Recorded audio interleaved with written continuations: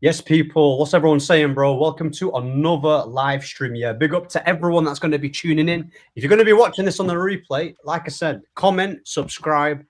Everyone's channel is going to be on the description. I've got loads of new faces here, bro. I see someone already coming in. Big up to you, Nozia. Shout out to you. I've got Aaron here, who's already featured in the YouTube. Yeah, big up to you, Aaron. How you doing? Chilling, bro. I'm chilling. Come on, bro. Come on. And shout out to Dylan, my boy from Manchester. Yeah, but in the dark side, though. Man City fan. Big up to him. Yeah, first time on the channel. How you been? Good, man. Listen, we got the blue side with the bright side of Manchester. You get me? You man on the dark side. Yeah. We're on the bright side. Remember, Manchester's blue. You got to remember this. Listen, Manchester will always be red. We're always going to be red. You get me? Facts. I remember 3-0, but okay. Listen, we'll get into it, innit, bro? It's heating up. We'll get into it. Big up to you, Jordan, yeah? First time on the channel as well. Hats off for coming on. And yeah, bro, how you been? And, bro, it's not looking good for Chelsea, innit? But we'll get into that later on. Big up to you for tuning in. And yeah, bro. So, yeah, like I said, we're going to be starting off with Jack, the big... Unmuted. Oh, is he on mute? I think he's on mute. Yeah, I just realized, but... Big up, bro. Like I said, I appreciate you for having me, man. Yeah. Nah, anytime, bro. Anytime.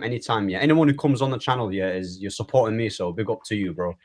We're going to be starting off with the biggest club in England, right? Which has always been the biggest club in England, and that's Man United. I feel like Aaron's itching to say something. Yeah, I can see it in his face. I'm all right. Bro, listen, Man United. They've just won 3 wins they've just won 3 matches in a row now, right? They've beaten Brighton. They've beaten the Scousers, Liverpool. They've beaten Sunderland. Certain teams haven't beaten Sunderland. You know, we're getting a bit of form. People say to me, Ahmed, you Amorim out. I'm always going to be Amorim out regardless, yeah. But let's talk about, forget about Amorim for a second. Let's talk about the wins against Brighton. Certain attackers like Mbeumo turning up. Cunha balling out. I'm seeing other number 10s for Liverpool. Florian Wirtz. 120 million, yeah, not affecting games like that, bro. They want to talk about Cunha. Come on now, they can't chat to my Buchacha, bro. They can't talk about Cunha. Balling out. He finally got his goal. Casemiro showing his levels. People say to me that he's finished. You know, Jamie Carragher, leave the football before the football leaves you. He's a disgrace, mate. He should stick to spitting at people. I'll be so real. Yeah, that's his bread and butter. Hey, yo. That's what he should stick to, man. That's what he should. He's lucky that he's in a job, you know. He is lucky he's still in a job because you see how Casemiro's been performing. it's gone under the radar. And whenever Man United lose, they always want to highlight, oh, Cass is finished, or he's this. Bro, he's been our best midfielder for so long, and people don't want to give him his credit. So big up to him. And yeah, bro, Aaron, what you saying about the game? Yeah, because Mbeumo was on 2 great goals, right? You see, Cunha got. Yeah, bro. What are you saying about the game, bro? What are you saying? The first, I would say, up until the subs, it was class, and it like it was backing off the park. You know the thing is, yeah, with the players that we got, it's just individual brilliance. Like people want to do the manager thing, blah blah blah. But I've been saying that this is easily a top 4 squad, no problem. You know what I'm trying to say? Like the players that we have here, it's just individual brilliance. Like when you got Cunha and Bumo, Sesko, my boy Sesko. You know what I'm saying? Linking up the play, Amad Diallo, Bruno Fernandes. It's like, bro, of course you should be beating Brighton. You know what I'm saying? And I think, you know what? For the first 70 minutes, 60 minutes, we was quality. But then when Dorgu come on, you got a Uncle Cass came off. It's just like, yeah, shit. I'll be real. Oh, no, 100%. Yeah, like the substitutions. Yeah, bro, that guy almost capitulated. Yeah, big up to touchline as well. Yeah, big up touchline. Yeah, big up, bro. We're just pretty much touching up on the United game. I'm just sorting my thing out. One sec, bro. Yeah, no worries. But yeah, with Man United, right? The first goal for Cunha was quality. Great play by Casemiro, and you can say that he got lucky in the second goal with the deflection. But bro, teams get lucky in it, so players will get lucky every now and then. And Casemiro, with how he's been playing, he deserved that luck, right? And as Aaron said, we started to lose control when he got subbed off. Ugarte, I don't know why he's bringing him on. I don't know what his use is to the team. It's literally nothing. It happens every time, innit? Every time we bring on Ugarte, we lose control of the game. Yeah, it's just it's jarring, bro. Big up to Sesko as well. He did Sesko's assist to Mbeumo was really good, right? It was really good. The way he turned, gave it to Mbeumo. If that's Gyökeres, he's rupturing both his Achilles, right? And that's just me being honest. So yeah, bro, I want Dylan to get on this as well, and you too, Jordan. Like, what are your thoughts on United, and have they turned the corner in your opinion? And are you man scared? Because points wise, we're kind of similar, in it. Yeah, I'm pretty sure we're ahead of Chelsea. We're tied with Man City, right? You've lost the same amount of games as us, and we've won the same amount of games as Man City. Are you guys looking like raw United are gaining some momentum? What are you lot saying? No. Oh, bro, man. behave yourself, bro. You man, yeah, are getting happy because you beat 13th place Brighton. Behave. Like it's not like you just took out Arsenal, which they beat you, by the way. Yeah, it's not like Tottenham, who you lost the final to, by the way. Do you know what I mean? Like you're not beating big teams. You man are playing little fish, yeah, and then getting happy. Bro, I gotta say. You know what I say to that? Yeah, cool. The Arsenal thing, we played them off the park. We should have beat them. Let's be real. But did you never won? We didn't win. Cool. Sunderland, they're second. Yeah, in the league, they're second. We beat them comfortably. They were shit. Yeah, we played them off the park. They were shit. Yeah, Liverpool, the big ducks. You know what I'm saying? They won the Premier League. We beat them as well, and we beat Brighton, who we never beat. Bro, we're getting a bit of form now. Did you beat my team? No, we never beat you. We got pumped. Wait. Say that again. What's that? You broke up there. Say that one again. We got bopped off the park, and that's cool, innit? But yo, I'm saying we're getting a bit of momentum now. And Mbeumo looks fit. Now looks fit. You know what I'm trying to say? Like he don't look fat no more. He's trimmed down a little bit. Look like he can run now. And now he's scoring goals. Cunha is probably one of the best players in the Premier League. I don't care. You know what I'm saying? Clip that up. You know what I'm saying? But we're coming in it. You know what I'm saying? That's what I'm saying. We're coming 100%. Listen, he's spitting facts. He's spitting hardcore facts right now. Oh, do you get what I'm saying? I can't lie. It's lonely in the top 6, bro. I can't lie. What'd you say, bro? You only won 3 games in a row. It's not like you're going on a mad run. If you're going on like a 7, 8, 9 game win streak, then fair play. Your man done 3. Yeah, but we done 4 and 5. We done 4 and 5. We beat Brighton. We beat Liverpool at Anfield, which I don't even know if you, with fans, was you even alive the last time City beat Liverpool at Anfield with fans? Do you get what I'm saying? We beat Liverpool at Anfield as our training ground. Yeah, so listen, we're cooking right now. I can't lie.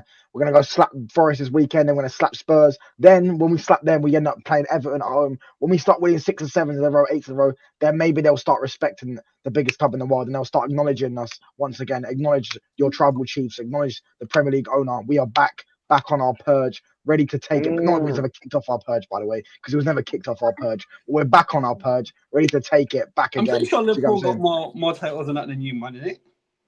We don't. We're the same league title. We have 13 Premier League titles, so they're 2. Well, them Oh. titles, bro. Them So how you want to perch if them man are higher than you? fucking With dust by now, trophies? bro. How they higher than Next us to if we're on 2020? Bro, listen, them man have got 5 Champions Leagues. How many man you got? 3. Why are you twerking? What are you twerking for Liverpool for, bro? Listen, Man said that's black like, and you know white what? trophies, it's bro. called Yeah, humbling when you, black man. and white You need to TV was know a thing and that. saying. Yeah, there wasn't even color TV back then. Yeah, no one remembers it. Do you get what I'm saying? Sure. In modern day, we've won 2, they've won 2. Yeah, have they ever won the treble? Look, Yeah, but yeah, listen, remember 115 spanking you charges, for it fella. as Yeah, well, I'm gonna actually. just mention that. Would you say, bro? I remember spanking you lot for that treble. You could. Yeah, I remember you getting charged 115 times though, the same season. So, yeah, I mean, Man saying it's not. I remember, yeah. How many seconds Listen. until we scored against you in that final? I remember it's. I can. You know what I mean? A little 12 seconds, 13 seconds. listen, You know what I mean? we couldn't even beat you in the treble winning season because you was in League One. You was in League One when we beat you. When we won the treble. Oh, but now when we're doing the treble, you man can't even compete against us. So that's more embarrassing for you. It's hard to compete against 115 charges, Man City. The guy's saying 115. But have we been found guilty? No. Nah, here we go, man. Listen, listen, No We're smoke not without guilty, we're fire. not. Here we go, man. listen. All I'm saying, yeah, bro, I'll be real.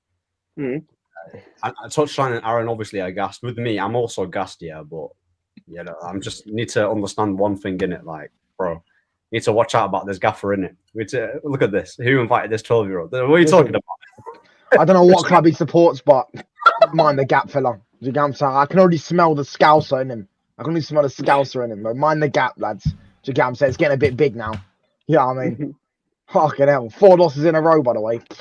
Can I tell you a fun fact? We've never lost 4 Premier League games in a row in the history of the Premier League. No, but honestly, a question to the rivals, yeah. Are you guys impressed with United's transfer strategy, by the way, in regards to who they've got, like the Mbuemos, the Cunhas? We've got a competent goalkeeper now. Who else have we signed? Everyone knows it. Touchline's a massive fan of Sesko. Aaron is. I'm still. We'll see in it. Like I think he's Massive decent. fan, bro. That's my favorite player. His shirt's on the way, bro. The shirt's on the way. Fair enough, innit? Fair enough. That's yeah, we've made some decent signings. And Mbuemo is a player who, you know, we all know that he's a quality finisher in it. So, are you looking into to this United attack and they're like, you know what, bro? Can the front three carry what's his name, Amorim, to a top 5 finish or a top 4 finish? And are you guys not worried? Especially We have the best front 3 in the league. Yes, thank you. I was gonna say that. Don't laugh, because if you take out Haaland, man's got Savio and Oscar Bob on their wings, you know. And Yeah. Doku, bro. The best front 3 in the league. I'm telling you. You know what I'm saying? Listen, obviously Liverpool would have the best front 3 in the league if their players are balling, but their players aren't playing well. Yeah, but I mean they need a left winger. Yeah, that's what I'm saying. They don't suit each other. Ours is balanced. Do you get what I'm saying? It's like Liverpool had the balanced front 3 of Firmino, Salah, and Mane. Yeah, that was perfectly balanced, and they were all good players. Do you get what I'm saying? They don't have the balance there. They have 3 good players, or 4 if they put Ekatike in or whatever. But front 3, right now, we have the best balanced front 3. City have Haaland, that's it. Savio is shit. At this moment in time, he's shit. Oscar Bob is bang overrated. I've always thought he's overrated. Mad lightweight, yeah, and he looks like he plays in, you know, the futsal. You ever in Power League or something? That's what he looks like he plays in. Do you get what I'm saying? The guy always trying to do little flip flaps, but where's the actual end product? Where's the passing? It's all pretty and nice. Do you get what I mean? Bernardo Silva, listen, I'm faster than him, bro. Yeah, their front 3 stinks. It don't matter about that. It don't matter about that. You're forgetting, yeah. Who's the top of the goal scoring right now? Haaland. Haaland My is, striker. Bro, it's just So that means you've my got one team must be player. doing good. You just got the best striker in the world, but there's nothing else to be said. I'll be real. That's mad lazy, fam. That's mad lazy. That's lazy. That's no context, bro. You know what I'm saying? You got one player, yeah, and when I watch you lot play, all you do is just try and feed the one striker, bro. You wingers don't do nothing, yeah. Doku just dribbles, no end product all the time. Hey, I swear down he had who was it? Dalot in his pocket. Who? Who cares about the lot shit? Doku. Rubbish, bro. Listen, Oh, mate. who was right back? Listen. He was right back here If when we we played start talking about pockets, bruv, we'll be here all day, bruv. Yeah, listen. We can start talking about how many times we pocketed your players, bro. Do you get what I mean? I think Rodri hasn't been the same since Manu bossed him in the FA Cup final, bruv. Has anyone seen him? He also got stinker and hooks in the Euros final as well. So don't talk about pockets, bro. But Do you we're get what I'm still saying? above you. Your goal difference is 1. Your goal difference is 1. And you're still 10 league titles behind Your me, bruv. defense, fam, No, your no, defense you're is Bonnie Blue. Let anyone score. That's what your defense is. Wait, we're talking about defenses, bro. You know what? Yo, Defense is better than Bonnie this. Blue. Our defense is better than City's. No, it's Yeah, not. Our defense is better than yours. Goals, you've laid 14. You've got a better Don't come at me goalkeeper. like No. Okay, cool. Let me ask you a question. Let me ask you one question. Since our goalkeeper's come in, we've only conceded 3 goals. I'm not counting the goalkeeper before. We had Bienda in goal. No, Do you get what I'm saying? We're going from No. Premier League season, yeah? No. I'm not doing that. I'll just go with Donnarumma and only let in a couple of goals. Mm. If you want to start going like that. That's your defense. I'm not going to count Bienda because, bro, bear in mind. Okay, can I tell you another stat? You know, with Casemiro on the pitch, we've only conceded 3 goals. Yeah? 3 goals. Only with Casemiro Right, on but the pitch. OAP has to come off. He's not OAP. He has to come off. He had to come off yesterday because he played the 90 minutes. Casemiro could only run for 15 minutes, though. And listen, he'll run raggy jaw midfield as well, bro. 15 minutes. That nigga's old. No, you're telling me. Listen, Casemiro, one more random match performance and we're having uncomfortable conversations. That's 100% real. Well, what's it gonna be about? What's it gonna be about? Best DM in the league, best DM of all time. We're gonna be here. Stop it. That's Caicedo. That's Caicedo. Caicedo's the best DM in the league. Caicedo. See this Caicedo hype, man. Yes. Oh, mate, the guy just got ran ragged by Granit Xhaka, by the way. Do you get what I'm saying? Granit Xhaka just ran him ragged. Granit Xhaka came to Old Trafford and shut the bed, mate. Yeah, he got his big day out at Old Trafford and shut the bed. You know why? You know why that happens? Because he literally has to play every game, and he played in all summer, and he plays every single game, 90 minutes. So yeah, he's gonna be tired. The form is gonna drop. You know what I mean? I don't want to see any. Hey, Rodrigo, he has to come and take his chain back. That the best DM chain belongs to Caicedo right now. That's on Caicedo's neck. Which one of your wears that with pride? Got a Ballon d'Or? I don't want to hear about Casemiro. Listen. You mentioned it's interesting you mentioned the Ballon d'Or is impressive. No, it's interesting you mentioned the Ballon d'Or because when Casemiro, I'll give you that. When Casemiro wins the FA Cup this season and the World Cup for Brazil, yeah, we're having uncomfortable conversations. We're having uncomfortable conversations. What do you mean? We're winning. You're gonna say he's won a Ballon d'Or because of an FA Cup. Behave yourself. And a World Cup. Did you not get a World Cup? You won a Ballon d'Or because of a Nations League. What are we doing here? Bro, you man, yeah. I can't lie, Ahmed. You need to, you know what I'm saying, control your dressing room, you know what I'm saying? 'Cause this guy's just running around ragged. I can't hear you from down there, mate. I can't hear you from down there. Mind the gap, bro. When you speak to the biggest cup in the world. You let Tottenham win a trophy, blood. You need to behave. Okay, and I beat you in a Champions League final. What we doing here? You let Leicester win the FA Cup. What we doing here? They lost an FA Cup final to Leicester. What we doing here? That one for you, Ahmed. You get away with that one. You lost an FA Cup final to Leicester. Now what? So what? Hey, did you lose to Grimsby? That's their first ever domestic trophy. You lost to Grimsby. Did you lose to Grimsby? Did Grimsby win a trophy? They're actually 3-0 down right now. So that was tactical, bro. Listen, Man City fans speaking about Grimsby, by the way, is very rich. Very rich. I'm saying 20 years ago you were playing them, so lower your tone. That's 20 years ago. We're talking about now. In that more embarrassing 20 years ago, we was that small, but now we're coming in slapping you in the mouth. Yeah, listen, anyone. It could have been Blackburn, it could have been Wigan, it could have been anyone, mate. Anyone could have got a sugar daddy and broke all the rules. Touchline, yeah? Enjoy it, because I get it. I was watching you do emergency streams and that, losing your head. You're telling everyone your manager's a fraud. Couple of wins, 3 wins in a row. Now we're back. You get me? Listen, now Mateus Cunha has changed my. I got Brian and Bremu now. I got Brian and Bremu.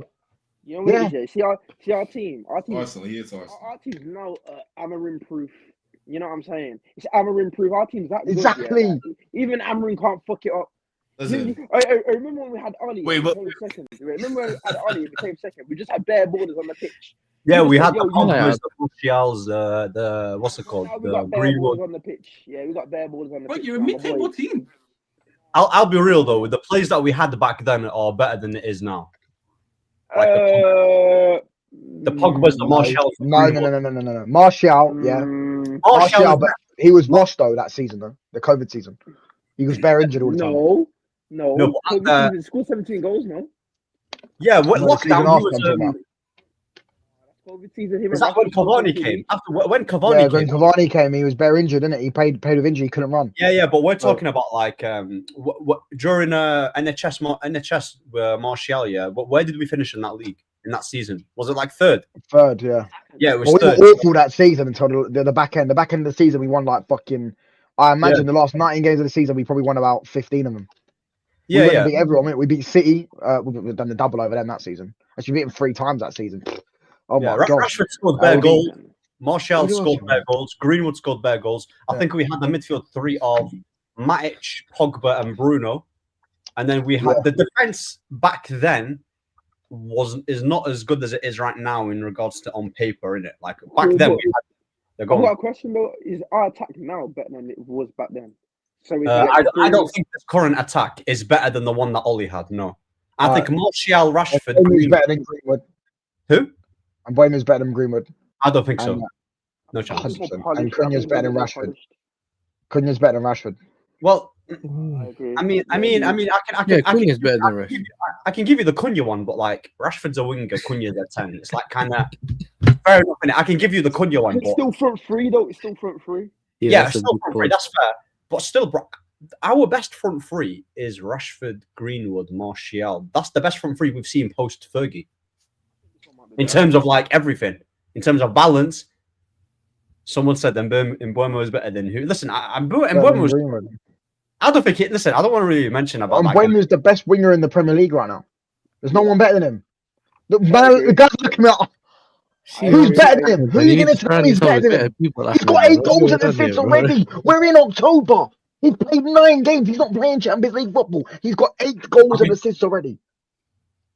What are we doing here? What are we doing here? Can someone name me a better winger than him?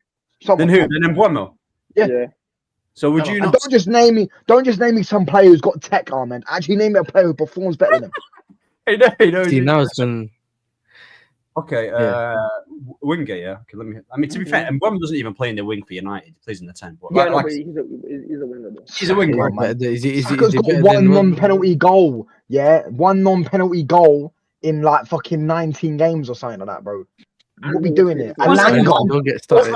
You know what it is, yeah? He knows what he's doing, blood, because he's gonna get started on cooking someone, yeah, and then Cat's gonna say, "Send me the link." You know what I'm saying? I'm not trying to get anyone the link, bro. Listen, Palmer, you're gonna get Arsenal Palmer fans behave, bro. rattled. Listen, don't even behave. Palmer's not a winger first. For me, I've said it for ages, isn't it? I think Palmer's the best. One of the. I think he's the best attacker in the league. That's me. Yeah. That's me. I think Palmer's the best. I'll be he's not better than my boy Cunha, fan, but we move, innit? Who? Yeah, Cunha's better than Palmer. Yeah, Cunha's better than Palmer. I don't think Cunha's better than Palmer. Cunha's better than him. Yeah, bro. Yeah. Cunha's better than Palmer. And when he wins You the know World what's Cup funny, this yeah? year, He doesn't rate Cunha. Catch don't rate Cunha. So that is what it is. You know what I'm saying? Palmer, listen, what's he got? Like, two. Okay, I don't think you man remember, yeah. But when we had Poch, Cunha was one of them Donnies that was just he would do everything. He scored a hat trick against you, innit? Right in front of the goals. Then he scored the hat trick, and then his life kind of changed after that. You get it? You know what I'm saying? But I think he's good, but I don't think he's as good as you keep saying, bro. We ain't even seen enough of him this season. What's wrong with this? I'll be real. The Arsenal game was enough for me. I'll be real. Like that guy. But his ball carrying off, like what is it? Like, you know, his debut was against us for Wolves. Yeah, he cooked us. He literally cooked us that game. Yeah, he ran us ragged in his debut. This guy. Can I tell you another stat? Another stat. No one scored more outside the box goals since the start of last season than Matheus Cunha. The guy loves outside the box. Do you get what I'm saying? He's always outside the box scoring goals. Yeah, Esteval better than playing him. What are we doing here? Esteval, because he scored a goal my man would have scored. What are we doing here? No. You chill about that. You see the Estaval thing, yeah? Fam, bro. Don't keep that out of your mouth. Leave the Estaval thing. That's not on your level. So the comment section. No, is Don't talk you about are my star overrating this boy. guy. Don't talk about my You're star boy. overrating this guy, saying he's better than Saka and all this. No, he's not. You see, wait. Yo, let's wheel a conversation back real quick. Because he said that Brazil was going to win the World Cup because of Casemiro. It's going to be because of the star boy. Bro, Estaval will be lucky to make the Watch your squad. mouth, okay? This is who's They'd be going to lucky lead to make Brazil the to any squad. World Cup if they win one. He'd be lucky to make the squad. He can't even start ahead of Natchez, bro. Natchez is starting ahead of him on the left wing. What are we doing here? Neto and Natchez. What do you mean? He doesn't play on the left. He can't even start ahead of them. He makes his squad in his sleep. Do you get what I'm saying? What are we doing here? Okay, I'll be real. Yeah, I love Cunha. And I think he's the Lord is listen. sparing I these guys. think Cunha.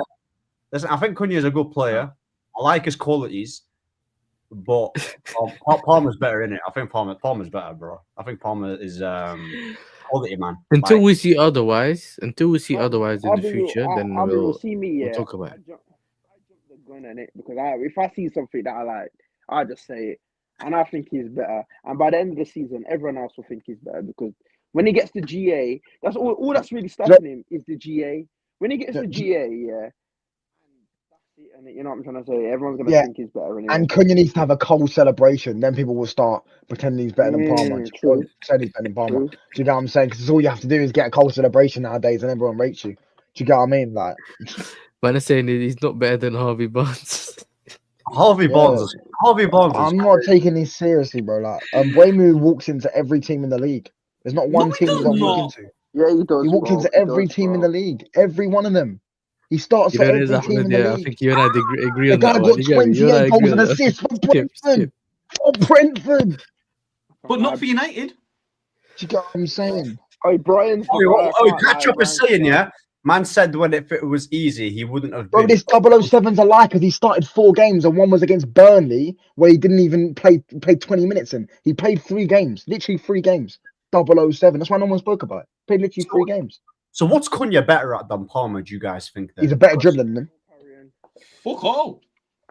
He's better dribbling than him. What's doing here? He performs better. Palmer hasn't scored he scored 1 open play goal in nearly a year. What are we doing? Or 2 open play goals. Ahmed, do you think Cunha is a dribbler or a ball carrier? He's both. He could do everything. Cunha's more of a ball carrier, I would say. Neymar reincarnated. Yeah. Okay, I think Palmer is a better playmaker. I think he's a better player. Yeah. Like I said, I'm not trying to listen, bro. Palmer, he's just one of my favorite players, and I take him at United, bro. I'd love to drive him. You wouldn't take him? I wouldn't take him either. You'd have to get rid of Cunha. You'd have to get rid of Palmer. Palmer would need to play on the right 10, yeah? He wouldn't be able to play on the left 10, innit? So you'd have to get rid of Cunha and Ahmad for him. I'd rather Cunha and Ahmad. Or Cunha. I'd rather the front 3 we got. The right side's Mbeumo, innit? He's not better than Mbeumo. In that right 10, fam. Like, alright, cool. Put this way. He literally plays on the right and in the 10. So that it doesn't matter. No, the right 10, that's what I'm saying. The right 10, but the way we play is the 2 10s. But Cunha kind of drops Palmer hype, man. Cunha kind of drops into like the midfield and he receives the ball from deep. And Mbeumo's always on the last man. That's why he's always gets the chances. And I think going in, like, he can get in behind. He's good with his feet. He's good finishing. He's got a bit more to his game than Palmer, and it's got a bit more. Palmer's. I would say, Bring on that comment, please. I would take Palmer for backup to Mbeumo. I think. Listen. Big up, Catch saying Cunha ain't even better than Ahmad. I still think that Ahmad's our best player. Not I think. I know he's our best player. Other people think otherwise, yeah, but I believe that Ahmad's quality. But you know what it is? No, but Catch has said that as a bad thing, though. Ahmad is a good player. He's very good. But I don't think Ahmad's a very good player. Yeah, he's very good. Big up the whole party. Yeah, shout out to you, man. The rookie. 100%. Big up to you. Bro, Palmer, yeah. Like I said, better playmaker. The only thing that I would say that Cunha has over Palmer is probably directness. He's more direct. He's physicality as well, and probably ball carrying. But everything else, I'd say to Palmer. I still think Palmer is better at ball striking than him. I think. Yeah. I would say I would also say he's a better playmaker than him. That's fair, but I feel He's like a better it's passer than him, yeah. But I feel like it's easier to take Palmer out the game, and it like Yeah. I've seen Palmer been out the game a lot of times. And Facts. but Yeah, but because- this is why I agree but with see, you. I agree Cunha- with you, but I think certain games, this is why you move him to the right. You get me? Does- Get the ball out wide, and then he can but- drift in. That's what happens to The tens, thing is bro. with Cunha's No, tech is so unbelievable. Yeah, he can get the ball anytime, anywhere, and get on the ball and drag people into positions they don't want to be in, and just dribble past Facts. players and create something, bro. He can just create something out of nothing. Palmer's good, yeah, but he's got something that can fake tech. And Bro, let's be real, he's got exactly. that That's what I'm fake saying. tech, fam. You don't got that turn up, fake bro. It's tech. like Sancho. If you're gonna have tech, I'm gonna put Sancho in everyone's 11. I'm gonna put Sancho in everyone's 11 because tech-wise, Sancho starts for every team in the league. He's probably the most technical player in the league. What we doing here? We're going off tech. Do you get what I'm saying? Palmer, I see Palmer go missing in every big away game. I swear down, he's only ever scored in one big away game, I believe, and that was against us, and we beat him in the same game. What we doing here? But you He can doesn't play turn well. up in big away games. He goes missing when the game's not in his favor. When they're not dominating games. When they get this guy goes missing. Cunha don't go missing. Cunha gets the ball, and this is what I'm saying. These tech merchants, bro. Do you get what I'm saying? Yeah, this is why Messi and Ronaldo are rated as the best players ever because they never went missing, no matter what. Do you, Do you get think what I'm saying? Cunha's better than Foden? Yeah, I think he's better than Foden. No, I'm joking. Foden. No, I can't lie. No. Because Foden right now, Cunha's playing better than him. But Foden is better than Cunha. Because Cunha, Fam, are you Cunha, mad, bro? Cunha, Nah, he's Foden. right. No, he's like right. I've seen Foden, score in big games, bro. Champions League knockout stages and stuff like that. Against Dortmund, they were losing the game, and he dragged them through it. Do you get what I'm saying? I don't want to turn I on the haven't Man seen United. Palmer do this. Wait, you think Foden's better than Palmer? No, Yeah, I think Palmer's better than. Wait, who? Not you. Oh you. man, what are we Man, doing come here? on, bro. Me? Yeah, bro. Bro. No. This I guy don't got think so. PFA Player of the Year, 28 goals, won them the league on his own. Him and Rodri. Wait, no. Let's compare this. Palmer was at my team before we sold him, and who was Exactly. in there? You can't compare like that. That's rubbish, bro. That's tired. Bro, I think Did he even I play rate season? Foden, innit? Who I was just better than don't Foden think. to get past him? I just think that I just think Palmer's more consistent, but I don't think that necessarily doesn't mean anything about their abilities, innit? I No, personally Foden's believe even better than Eze. Foden's not even better than Eze, bro. Oh no, man, no, he went there. Let's keep it real, fam. Oh Yeah, my let's keep gosh, it oh real. my days, oh Foden's not my even better than days, Eze, bro. Oh my Is Foden days, even better than Morgan Rogers, bro? who? Man, this guy, man. Yes, bro. bro. This guy's trying to Oh, rage me. No, this you have Foden to guy's wind it up. average, bro. Oh, Morgan. Listen, I'll be real. Morgan Rogers, He's yeah, average. he ain't all that, innit? He ain't all that, Morgan I Rogers. don't think he's all that either. Cunha ain't don't better than think Eze. too much, That's a blood. lie, Morgan bro. Rogers Cunha's don't miles live better far than from Eze. here, bro. You know what I'm saying? I think Foden's average. Bro, how man. can I we- think he's average. How can we not keep the same energy for Foden as we keep the same energy for Palmer as we keep for Foden? When Foden goes missing, they're like, where is he?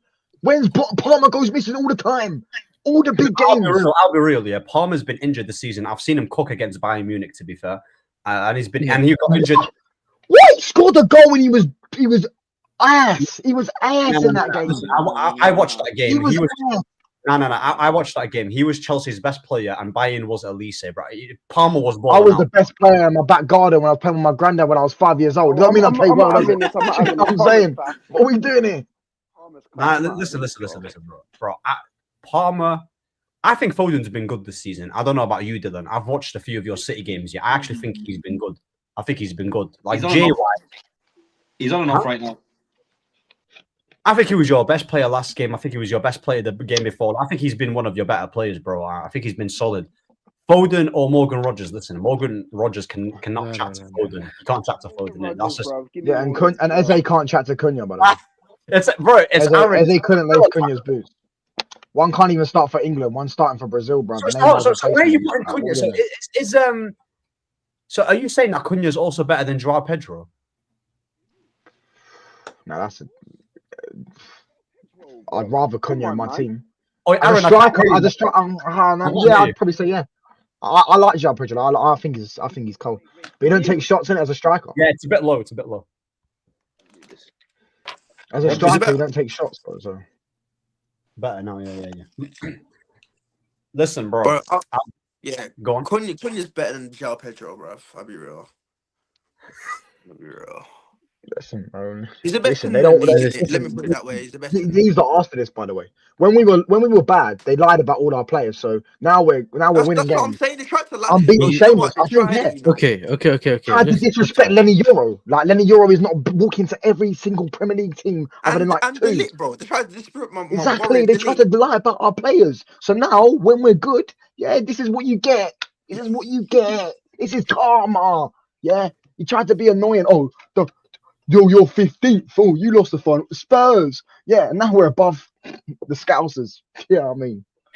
Okay, Man but said, this is the We're thing, still though. bad. Yeah. Listen, bruv, you better watch your back, mate, because next season we're coming for it all, mate. Yeah, next season we're coming for it all. Yeah, keep your title now, bro.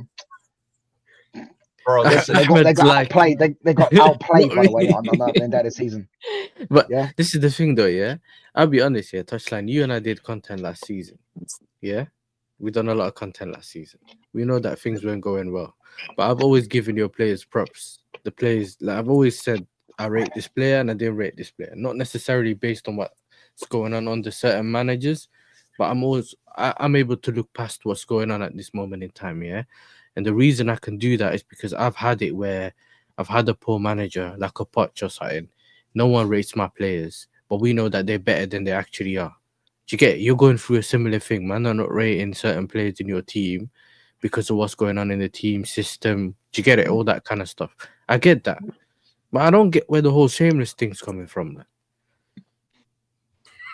We're above Liverpool, and we beat Liverpool in their own backyard and played off the park. Bro, but Liverpool are nothing right now. Bro, I beat Liverpool. Like, Okay, cool. I just got a question. MCFC Fan TV. Go on. Yeah. If you played Liverpool at Anfield tomorrow, would you win? Yeah. No, you wouldn't. You wouldn't win. You'd lose. You'd somehow find a way to lose. You don't win at Anfield. You never win at Anfield. I've won at Anfield more times than I've lost in the Premier League. I own Anfield. It's my training ground. Yeah. But where are you in the I've got table? 5 wins, actually. Just because you won more, that's not a trophy. That's nothing to celebrate. Bro, you know, am I Tottenham bugging? had one of those Saying energy what a drinks. trophy to a Man United fan. Am I bugging? Like, what a trophy to a It's Manchester back in the United day fan. thing, though. Do you know who we You are? want to celebrate about Do you know trophies, who yeah? we are? We're Yes. the biggest club in the world. You're not. We are. Your little No, city. not. Your little city that play in a council house. You Oh. play in the council house. That's never full But unless you play you're us. in our shadow. What? Bro, even when you win, You're all in they talk our about is shadow. us. Even when you win, all they talk about is Manchester United Football Club. That's all they talk about. No one cares about you. You had about 4 people turn up to your trophy parade. Do you get what I'm saying? Yeah, I mean, I got more. I don't know if we've got more people watching this stream than you had turn up to your trophy parade. they got the comment section still. Bro. Exactly.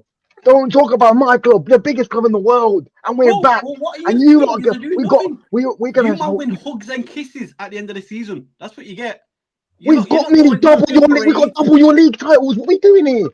Double their league 50 years titles. ago. We From could 50 years ago. have stopped winning league titles in 2003 and still have the same Premier League titles as you have. Do you get what I'm saying? You got a shaped Bro, sugar daddy. I hear what you're saying. You know what I'm saying? It's back in my day. It's back in my day. No one cares about back in your day. It's like that old man here in the care home. Have we not won a trophy more recent than you? Yeah, Right. we won a trophy more recent than you. So what are we doing here? It's not back in your day. I beat you in a final. You haven't been the same since.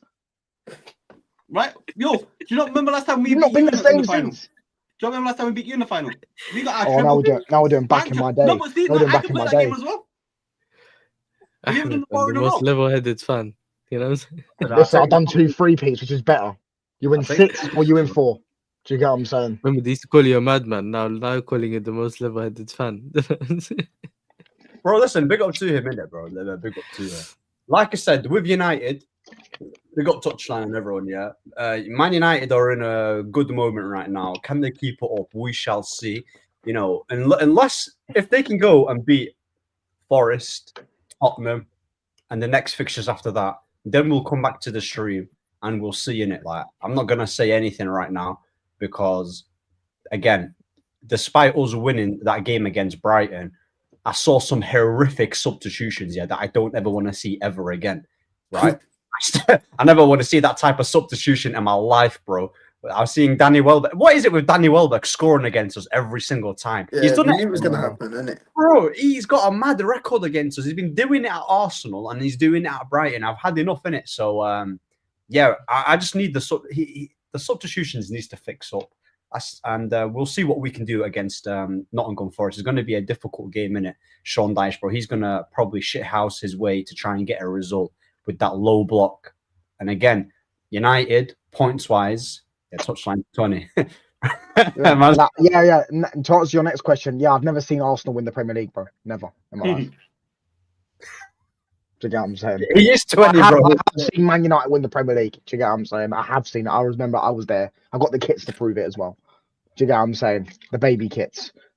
So who you saying that United's like? What would you say United's best player in regards to the transfer window? Who's been the best player out of the players that we've bought right now? So you've got Mbuemo Sesko, you've got the goalkeeper, and you've got Cunha. Who's been the best?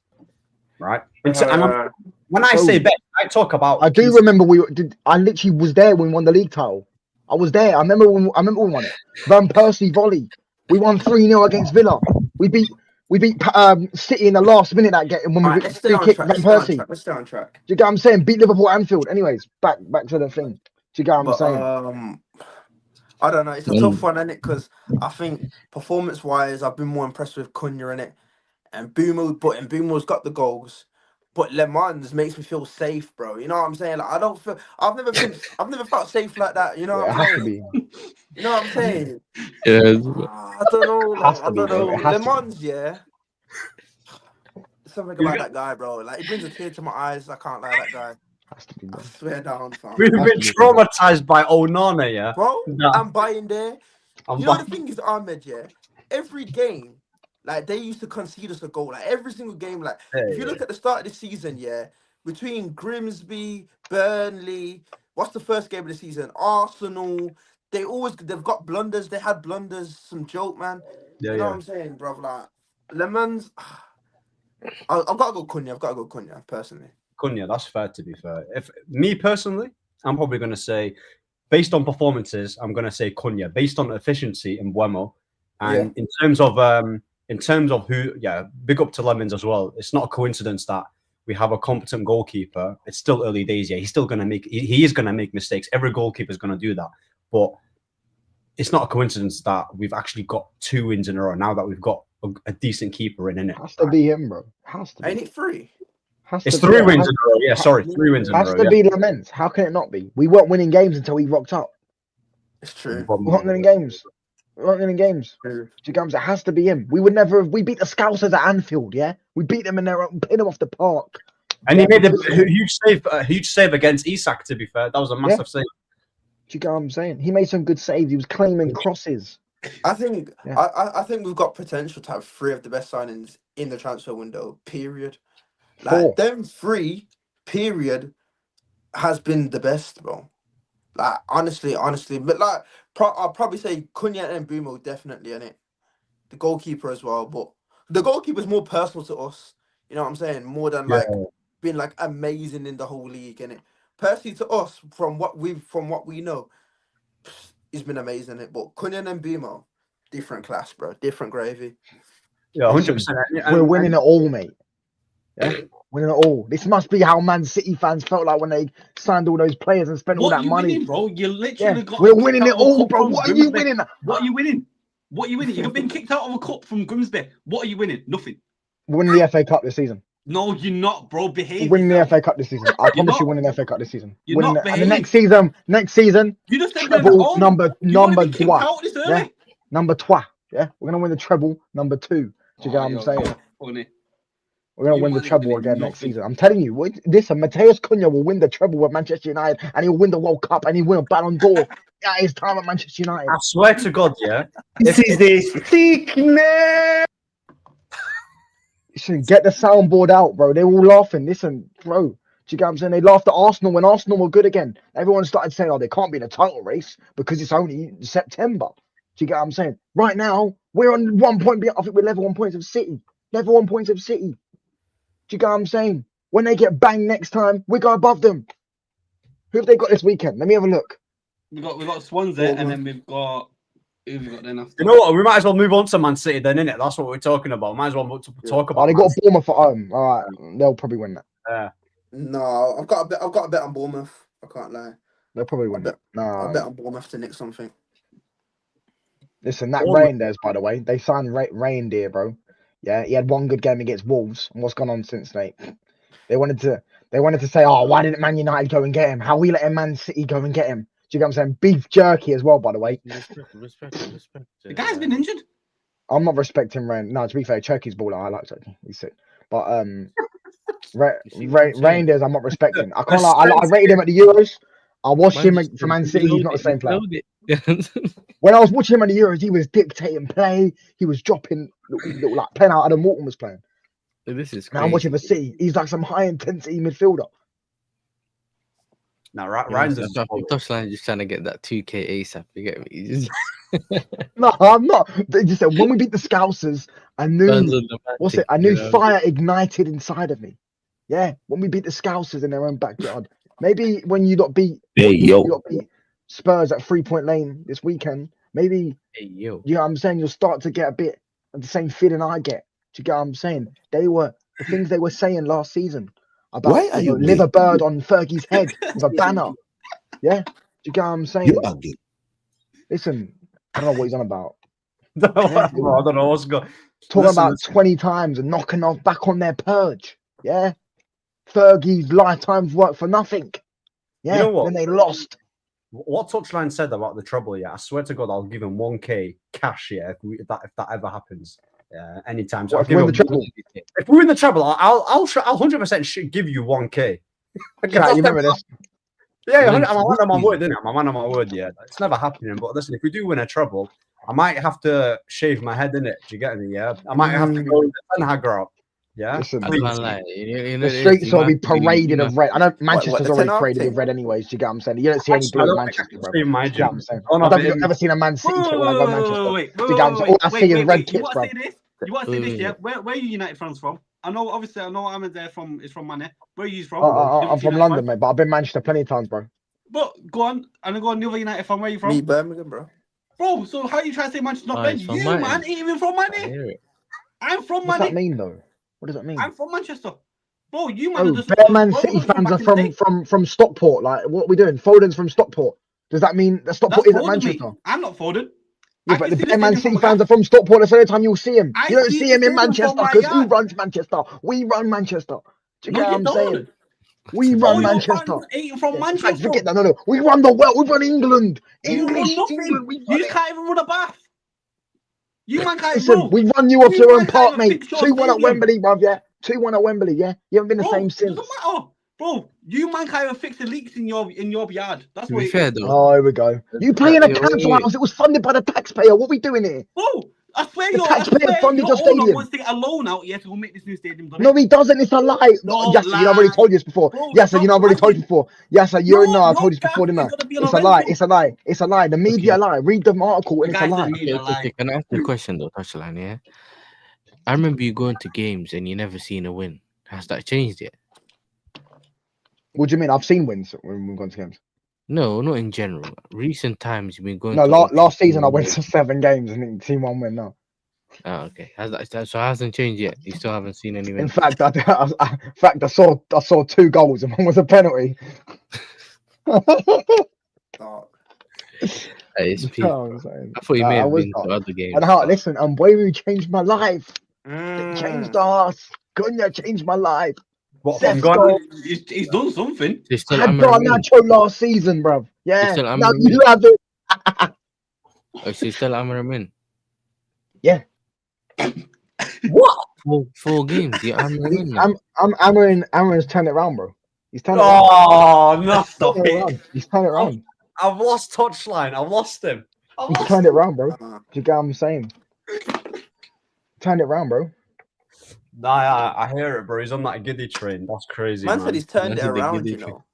He's turned it around. It's not that. The ballers are starting to ball now, you know what I'm saying? They've had enough. They're starting to score some goals. And he put them in the position. He gave them the platform. Yeah, mate, we did tactically. Bro, I'll be real, yeah. I would have been starting this. Has never beaten on his slot. Never. Oh my gosh. Amorim's done it. Well, Aaron, Yeah. you're not having it. I'm You're not not having having this, it, bro. no. I'm not having this, bro. Listen, when we beat Spurs and beat Nottingham Forest, and when we beat Everton, when we go and win like 10 games in a Yeah, row, but they'll that's start not down respecting to us. him, though. That's not down to him. How He's is not. He's, so when he loses, it's not his fault. It's his fault. But when he wins, it's the players. yeah. That makes no Most sense. definitely. Most definitely, bro. Bro, I'll be real, yeah, because he's always putting out these shit lineups, yeah. For once, he actually put out a good lineup. All you gotta do is just put the ballers on the pitch now and let them play, bro. That's what you gotta do. When you've got ballers like how we've got ballers, just put them on the pitch, bro. But he just likes these haram ballers, you know what I'm saying? These Ugatis and that, yeah, like that's all He dead, hasn't man. You started can't win with Ugarte that. once this season.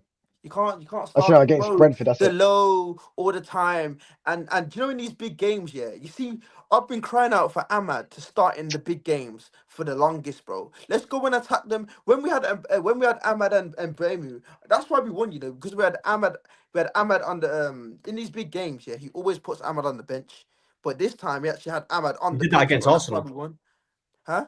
He did that. He We benched won. Ahmad. Ahmad Yeah, injured that's what though. I'm saying, and we lost, bro. And if Ahmad you was started injured Ahmad, though. we would have won that. Ahmad was injured though. No, he weren't. He was. That's why he was on the bench. He was ill No, or he something. wasn't. That's what. I, That's I, why I, he didn't. don't. No, I don't think he was. I don't think he was. Definitely He's was. been. He was ill or Bro, he's something. done it. Bro, he used to do it last. He done it last season. He does When it did every he single ever time. bench Ahmad last season in a big game? What? When did he bench I, s- Ahmad last season I in a big swear the game? Liverpool game he benched him. No, No, or he put him in the started. right 10. He would never He put. started. He scored. Didn't he score at Anfield? And Bro, we drew the game. put it this way. Put it this way. He The would never camera's put gone. him. Bro, wait. Put it this way. He would never put him right 10. No, right wing back against a big team. He's too scared. He wants to do 5 at the back. Yeah, with the two fullbacks. Yeah, but last season, like, if you didn't put Ahmad in the right 10, who are you playing in the right 10? We had no one else. Now we got Mbeumo. No, Do you get what I'm saying? but I'm But saying I he don't should care have about been. last season, anyways. But I'm saying he to be should have honest. been putting him in the right wing back in a big game because let's go and attack these fools, bro. Let's go and attack these guys. Yeah, I agree. And now he's done it. And then Do you he get what I'm actually saying? finally done it for once, but he played Mason Mount, so it kind of cancels it out. But you know what I'm saying? Yeah, the Mason Mountain. You know that. Big up Dylan, by the way. I heard that you got a bounce. Just tell the people where they can find you, innit? Yo, find his local dealer because he's on some good stuff. Yeah, but I can't find this guy quite funny. Though, Listen, listen, mate. Yeah, trust me, you're gonna listen. What's the saying? Like first day, call me mad. What's it? I know, something on those lines. You get the point. You get what I'm saying? When we're winning 10 games in a row, then they'll be respecting us. Never. Listen, listen. You still got to come to the big boy. We got your big day out Old Trafford. Bro, we played just and fucking pinch up. Yeah, you still got your big day out Old Trafford, mate. Yeah, you still got your big day out Old Trafford this season. Don't worry, bro. Yeah, we'll deal with you at Old Trafford. Back out of you. Whoopie do, bro. Beat us this season and then see what we're saying. No, they're taking the piss. Bro, we didn't even get to cook fucking Man City, bro. Yeah, but Dylan, before you do go, yeah, you lost to Villa, right? Obviously, you guys were going on a match streak. Title race potentially. Is that you guys done now or what? No, we're not united, mate. Do you know what I mean? We can lose one game and our heads won't fall off. Do you know what I mean? You might lose 3 they went games, 1-13 last season, by the way. Do you know what I mean? You man just get a bit deluded. You man need to remember, yeah, all your players are mid-table players. Yeah. Yeah, right. Bro, how is it? Yeah, right. They went 1-13 and he's talking about my club. What are we doing here? Listen, we're not United. We know you're not United. We don't have 115 charges. We don't have charges. That's all you man can say. His bald head. That's all you can say. KJ, what are we doing here? Don't ever say we're not Man United. Listen, We know I know you're you not Man gotta take United. drugs or We're the something, bro, biggest to deal club with in the Amarin. world. Listen, I know you gotta take some good stuff you have to deal with Amarin, mate, yeah, but don't let it get to your head. Amarin beat your manager twice. Yeah, oh my God, he beat Pep twice. 4-1. He beat 4-1. What are we doing here? So what? But I'm still ahead of you. Oh my gosh, on goal difference. We'll ask you this question That's next week. saying everything. Your defense is Bonnie Blue. What are we doing here? Bonnie Blue is crazy, you know. I swear to God, bro, your team's twerking worse than fucking Van Dijk. I'll be real though. Man United on paper have better centre backs than City. Facts. No, you don't. Stop it. Stop Oh, lying they right got now. Johnny Stones, but I got stronger hamstrings than John Stones. Lenny Yoro is better than both your centre backs. I'll be real. Facts. And On Matej Delic as paper, well. it might not Yeah, be I'm saying, that yeah. black Wait, and white. JJ, you still. agreeing, yeah? Yeah. Nah, on paper, Behave. because on paper, John Stones is still, regardless of John whether he's Stones in available or not. 2025, On bro. paper, John on Stones paper, John innit, it's Stones still a take good back centre 5 games a back, bro. If season. you see it on What we paper, doing if you see here? on They got paper, Hussinov and they're gassing him up. They're gassing up What trophies Hussinov. has your centre backs won? Let's put this Matej out there. Delic's won more than John Stones, no? He won like 6 league titles. Bro, Yeah, I do what's rate your Delic, centre though. backs won in trophies? I've rated Delic for a minute still. Delic won Delic- trophies Delic won in a fucking flop for Bayern 3 Munich different and countries, Juventus. brother. I've never seen 3 someone different do it, countries. Bro, he was a flop for Juventus and Bayern Munich. No, he wasn't. That's a lot. What are we doing here? Bayern Bro, Munich. so yeah, why but did he Ju- move then? Why did he move Ju- about? If he was that good, you would have kept him. Juventus. Bayern didn't want him to go when I will get a Bayern fan United on picked him right now. up. To be I'll fair, ask the Bayern fan. fans He didn't will want say him he to was our go. best centre back. The board sold him for some stupid reason. They also sold Mazraoui What's the because of stupid political reason? reasons. Because he was shite. And then as soon as he comes to the Premier flop. No, Bro, I will no. bring him up right now. He will tell you. I don't know why they sold him. They sold Mazraoui because of political reasons. No, it's not because he's shit. It's because there was other reasons. He was player of the what? season for Give Juventus, me by the the way. Look, reasons. someone just put in the chat he was player of the season for Juventus when Ronaldo was there.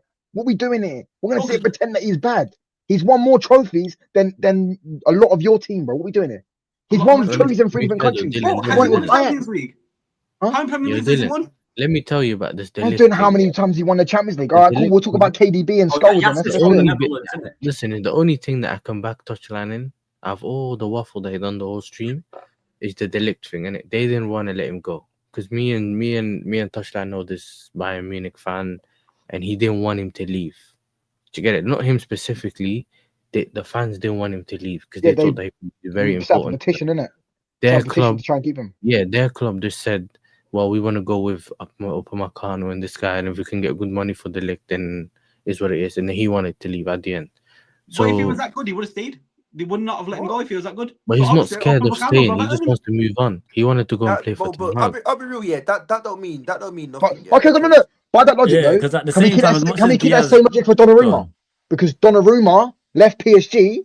PSG fans really didn't want to get rid of him, but PSG got rid of him. But we know Donnarumma is better than the keeper they got right now, and he's one of the best goalkeepers in the league. You can't say that. Keep that same energy with Donnarumma. Same with Diaz. Diaz kind of wanted to go, but at the same, he wanted to go more for a financial reason, but he wanted to stay. Obviously, because of his age and all that, is pretty much because Bayern wanted both Diaz and Gakpo, and obviously we sanctioned the Diaz move over the Gakpo one. Yeah, but it's Bayern though. I can't like you lot all paying him runners money, bro. You get me? You lot paying him. Yeah, no, I hear that. I hear that. The money. 55K thing was mad. Wait, man. Let's not do the revisionism because Liverpool fans wanted him to go. Let's be real. Liverpool One is fans who? wanted him to go. Yeah, Diaz. One is who? I know one that actually Wanted wanted to keep Diaz him. to go. No, I didn't. Yeah, I but I'm didn't. saying, the majority of the fans. Yeah. There was a consensus. heard Yeah, I agree. There was a 65 million or consensus something that was like happy and they to were let rubbing Diaz their go. hands and talking about Isak and that. You know what I'm saying? Yeah, they're saying, That's thanks the for funding Isak. Innit? Yeah, How's that worked I out? was saying, yo, you see when that move was sanctioned, yeah? I was saying, bruh, we should have sanctioned the Cody one over that. And I thought that would have been a win-win. Diaz is a much better player. No, I ain't got an agenda against Cody. I don't. Like, he's efficient. Like, he gets his numbers. However, I'm not a fan of his style of play. And while he's in poor form right now as well, his GA is covering up his form in it. He's been stinking, bro. He's been honking, I'll be honest. But his GA is what's covering it. He's been pretty much like for like Salah this year. No, he hasn't. He has, man. He has. I personally don't think so. Diaz and Salah have been our poorest forwards this season, bro. They've been the same. Do you not think Salah's getting too much stick though? Yeah. I think he's getting too much. Getting way too much stick. Because I don't even think Salah's finished, bro. I'll be honest. Like, the whole of our forwards are stinking, but Ekatike and Chiesa. That's not a coincidence. Like, I'm not saying poor form. I'm not discounting the poor form. There's poor forms and there's like things like first touch and that. You can't really blame the system or nothing about that. Like, bro, where's your first touch gone, Carl? I'm not saying you had a first touch, but your first touch was nothing like this. Nowhere near. So for now, I think it's a bit of both. The poor form mixed with the tactics that we're implementing for them is making them both stink, and it's just horrible. The difference is Gakpo's GA is actually papering over the cracks, whereas Salah's not really getting no GA, so he ain't got nowhere to hide. Yeah, even Salah's got 6 goals on. Yeah, Gakpo's on like 3 goals or 2 assists or something like that. So he's been getting numbers, and he's been getting important goals, like either the equalizing goal or the starting goal, things like that. So it's not even the fact that he's getting just GA; it's the importance of the goals as well. Yeah, but for me, yeah, if it's not Ekitike, he's been your best player. Yeah, because he's because the Cody Gakpo is the only one that looks like he's gonna score. I don't know about. I don't know about. That's in all your games. This Salah guy, bro, he can't even dribble past anyone, bro. I was like, what's that mad stat? Like he got tackled like 100 and something times, and he's dribbled past one person. I think it's Salah ain't really been. He ain't really had the dribbling past like the 1v1 ability since the 21-22 season. Since then, he's more been. Yeah, he's been still a final product player. So basically, like the finishing move in terms of whether he's getting the assist or whether he's getting the goal himself. But other than that, he hasn't really been a dribbler anymore. He's more been in his creative bag since then. And look at last season. He weren't playing as a touchline winger for a start. Yeah, he wasn't asked to do the tracking back, but at the same time, he was creating. Like one of the things we was all screaming last season as Liverpool fans is how is nobody. Salah should have been clear in the assist last season. It was man not finishing the opportunities that he was laying on a plate for, man. So I don't think, like I says, it's not me to say that his legs can't fall off, because I've seen that with our midfield, innit? But compared to the season he had last season, I'm expecting a drop-off, but nothing like this. A drop-off for Salah should be mid-range, still decent, fairly decent numbers, average numbers for you forwards in the Premier League. And he got 3 goals. Yeah, but the goals don't mean nothing, because at this moment in time, Salah always starts the season on fire. He's a GA guy. He's not just a GA guy though, man. Yes, he's not, bro. He's not. People keep running with this narrative, yeah. GA guy, bro. He's got no technical ability. He's always been rubbish. He just scores goals to cover up his shit performances. I'm not having this like he's always been rubbish. I swear to God, he's not aesthetically pleasing, yeah. He's not aesthetically pleasing, but we can't go on like man didn't see Salah do man over in Man City. Go on and then bag a goal. Man ain't talking about Salah when he did it against Spurs. Come on, man. They still go on by that goal, by the way. When you say Salah doesn't check, they go on and got a goal he scored 4 years ago, bro. What's he done since then? No. Listen. Since then, he's transitioned his game, bro. He's not the same. He's not the same player in terms of he don't have the same legs and that. But let's not go on like he's never had nothing in his bag. I'm not saying he's been the most aesthetically pleasing player in the world, bro. I'm not saying that. I've saw way better players that are saucier, bro. But man can't go on like he's absolutely did nothing. The consistency is nowhere near your Hazards, your players like that. Nowhere near. It's not even me comparing like that. But he has had more than just your one moment of doing things like that where he's actually shown a bit of raw. He's got that to his game. Fairs. Maybe he should do it a bit more. But for me, I'm not even surprised in it, because I've always seen this guy. Every time I watch it, I'm like, this guy's fucking pants, bro. But then he'll fucking score a goal, to cover up this GA, and then it keeps on building up, and it builds up 2-2. He's got 20 GA, and 20 goals, and then half of them are penalties, but no one don't care about context. You know what I'm saying? And then the thing is with this guy, I'll be the first to admit that. He's a volume forward. And the thing is with this guy, he's the first person I've ever seen score a hat-trick, and not get man the match, bro. That's how shit he is, bro. I swear,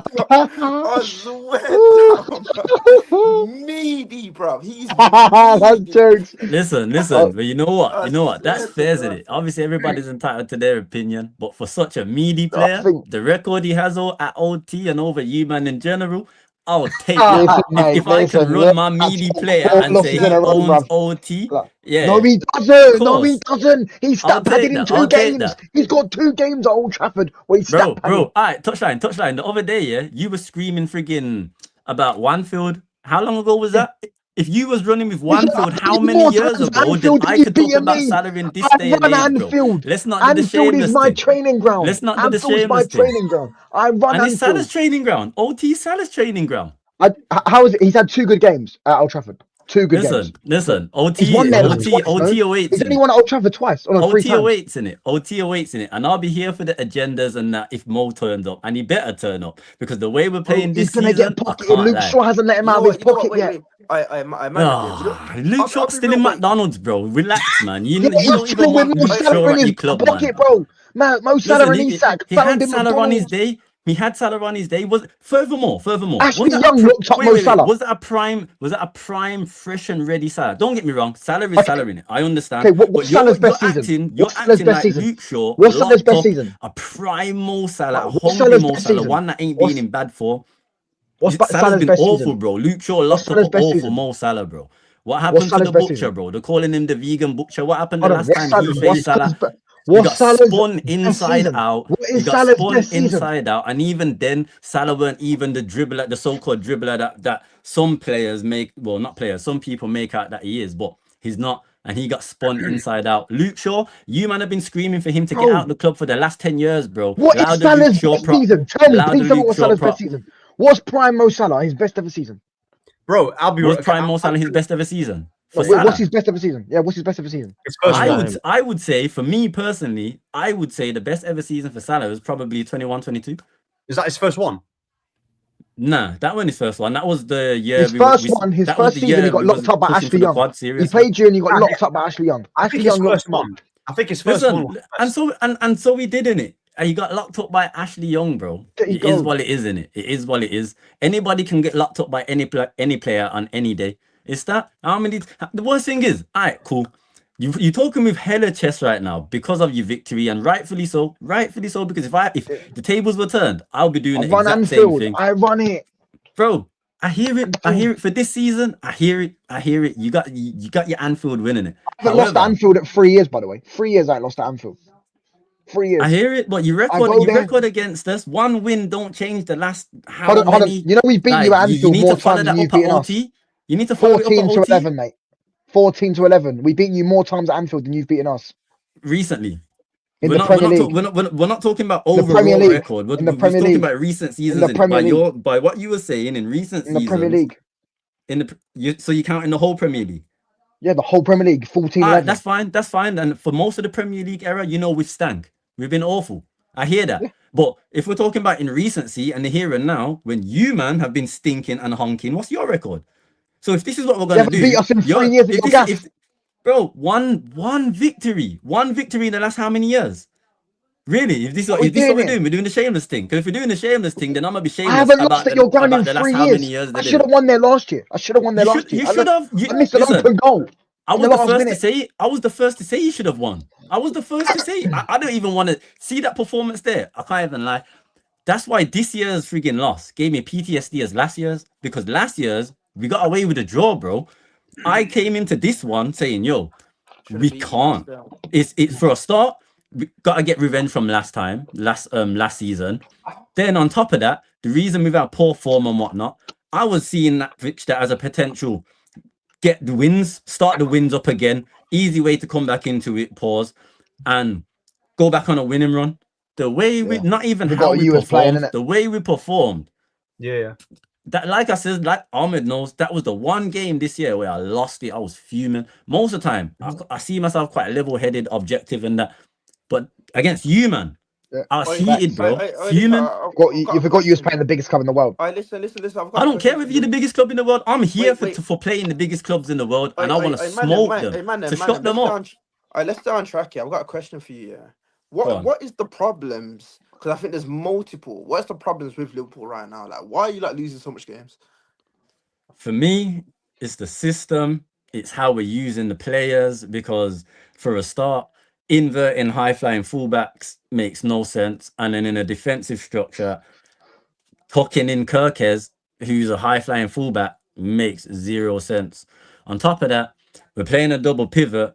But how we're using Grav is like a DM, but a DM that can actually get forward, which is then leaving the midfield exposed. Our touchline wingers are playing like touchline wingers, which means how we're even playing, even in build-up, is so slow. There's opportunities for midfielders, even the wingers, to play the ball into Verts, who's in the pockets, in the half spaces. Man are looking at Verts and then saying, instead of me passing this ball into you now, I'm going to either recycle it and go home and keep possession, or I'm going to go out to the wings and then it's just going to go back to the right back, go back to the centre back, or vice versa from the left-hand side. It's slow, it's sluggish, it's awful. When we are making substitutions as well, they're desperate. Don't get me wrong, I'm all for at times throwing the kitchen sink at things, but let's just use the last game as an example.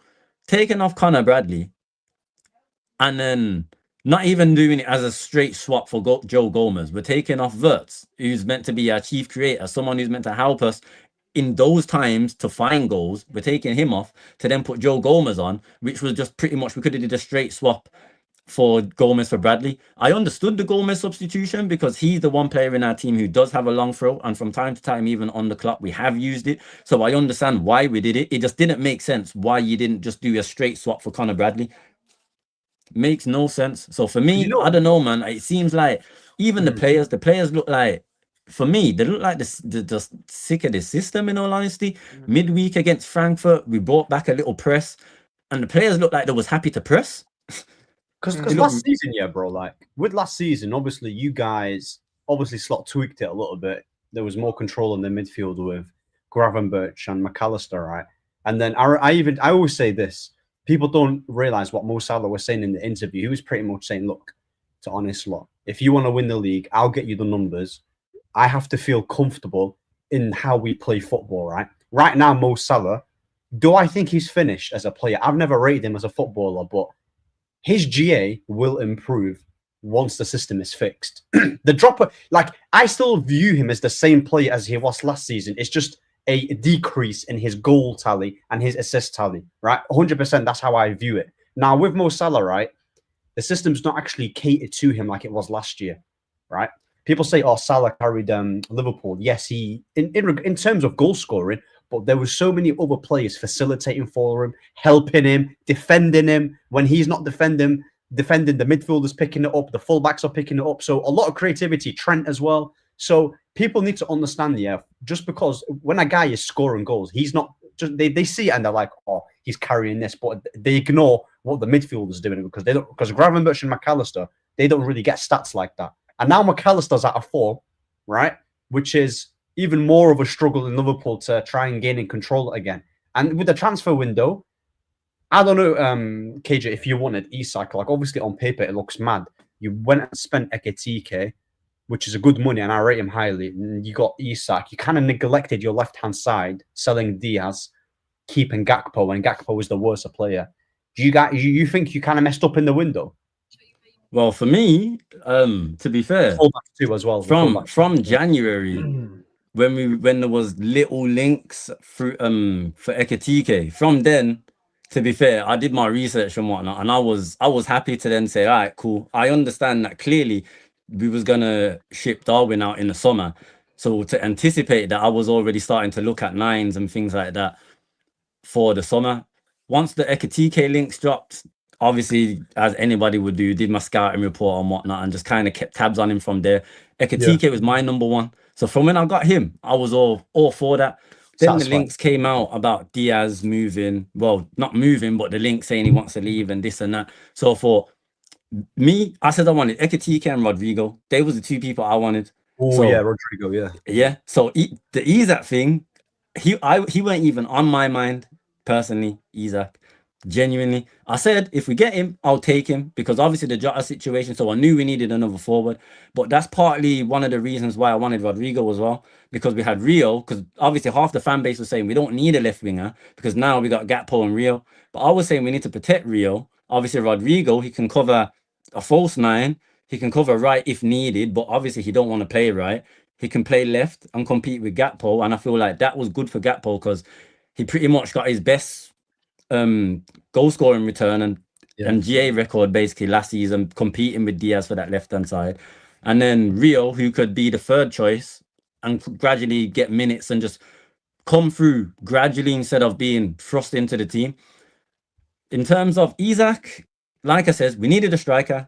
It was as simple as that. We needed a striker. I didn't mind who, but yeah, it was you need that. a striker. This is what Wait, you need a striker, but what you did, you got 2 elite strikers, both on big money, both for big money. I was saying this at the start of the season. Cool, they've got Isak here, but one of them's gonna have to sit on the bench. Yeah, And I've been saying this. And the thing is, worst case You have, yeah. scenario. Worst case scenario is what happened is Ekatike, which was the cheaper one, starts playing good. But you have to try and put Isak in the team, but then you can't really bench Ekatike, but you have to start Isak. And then that's the worst case scenario literally is what happened, and it's Nah, so how the situation panned out, yeah. So boom. Credit to Newcastle, because this situation only panned out because when we first inquired for Isak, they said no. They said no. We weren't serious. Yeah, we were scouting Ekatike and whatnot, but we was only getting him in case they said no. Anyway, that's neither here or there. We then signed Ekatike after they basically rebuffed our inquiry for Isak. Signed Ekatike because we needed to, because he was pretty much the forward who replaced Jota. The minute the news around Jota happened and whatnot and everything, Ekatike was pretty much straight in through the door. So he was obviously Jota's replacement. Yeah. As much as he was the first striker through the door, I was happy for him now to lead the line. No problem. He can come in, pretty much take the mantle and go with it. Once Isak came in the team and everything, well, not even came in the team, once the whole news around Isak was circling and whatnot, that we were serious, he was going to put bids in, and then we signed him, I was saying, listen, he ain't had his proper preseason and whatnot. Liverpool fans have been pretty used to now seeing players that come in on the clock. They take about 6 months before we see them, just to integrate into the team. So for me, I was saying start Ekatike. Isak, he's got to pretty much, one, get his fitness up, and then two, once he has got his fitness up, he's got to earn his shirt to get his way into the team. So even then, I'm happy with 2 big money signings, because at the end of the day, obviously the money is the money. There's nothing we can do about that. If we could have got them cheaper, I'm pretty sure Liverpool would have tried to get them as cheap as possible. But cool, well, let me say this though, but in reality, that is never going to work, bro. If I'm Isak, yeah, I'm big boy Isak in my promo career, you think I don't care if I'm paying shit? You think I'm sitting on the bench for any team, bro? Listen, I just spent 420 mil. I'm not sitting on the bench. You know I hear what you're saying. I hear what you're saying, yeah. Bro, the thing is, it would never work, and even in the dressing room, I'm looking at my man like, bro, my man's got my shirt, bro. I should be playing, bro. But that's what I'm saying. It's too easy. It's too easy to say it's never gonna work, though. It's too easy to say that. It is. You want to know why? You want to know why? Because none of them two are Michael Jordan yet. So I'm gonna use Michael Jordan as an example, yeah. Because looking in that Chicago Bulls team, tell me anybody who was close to Michael Jordan. Does that mean the rest of the team was shit? No. Well, in terms of key player in it, the man of the team, the man of this team, I'd say is Salah still, even though he's thinking now. With Wirtz coming in, you'd have thought he was gonna be that guy.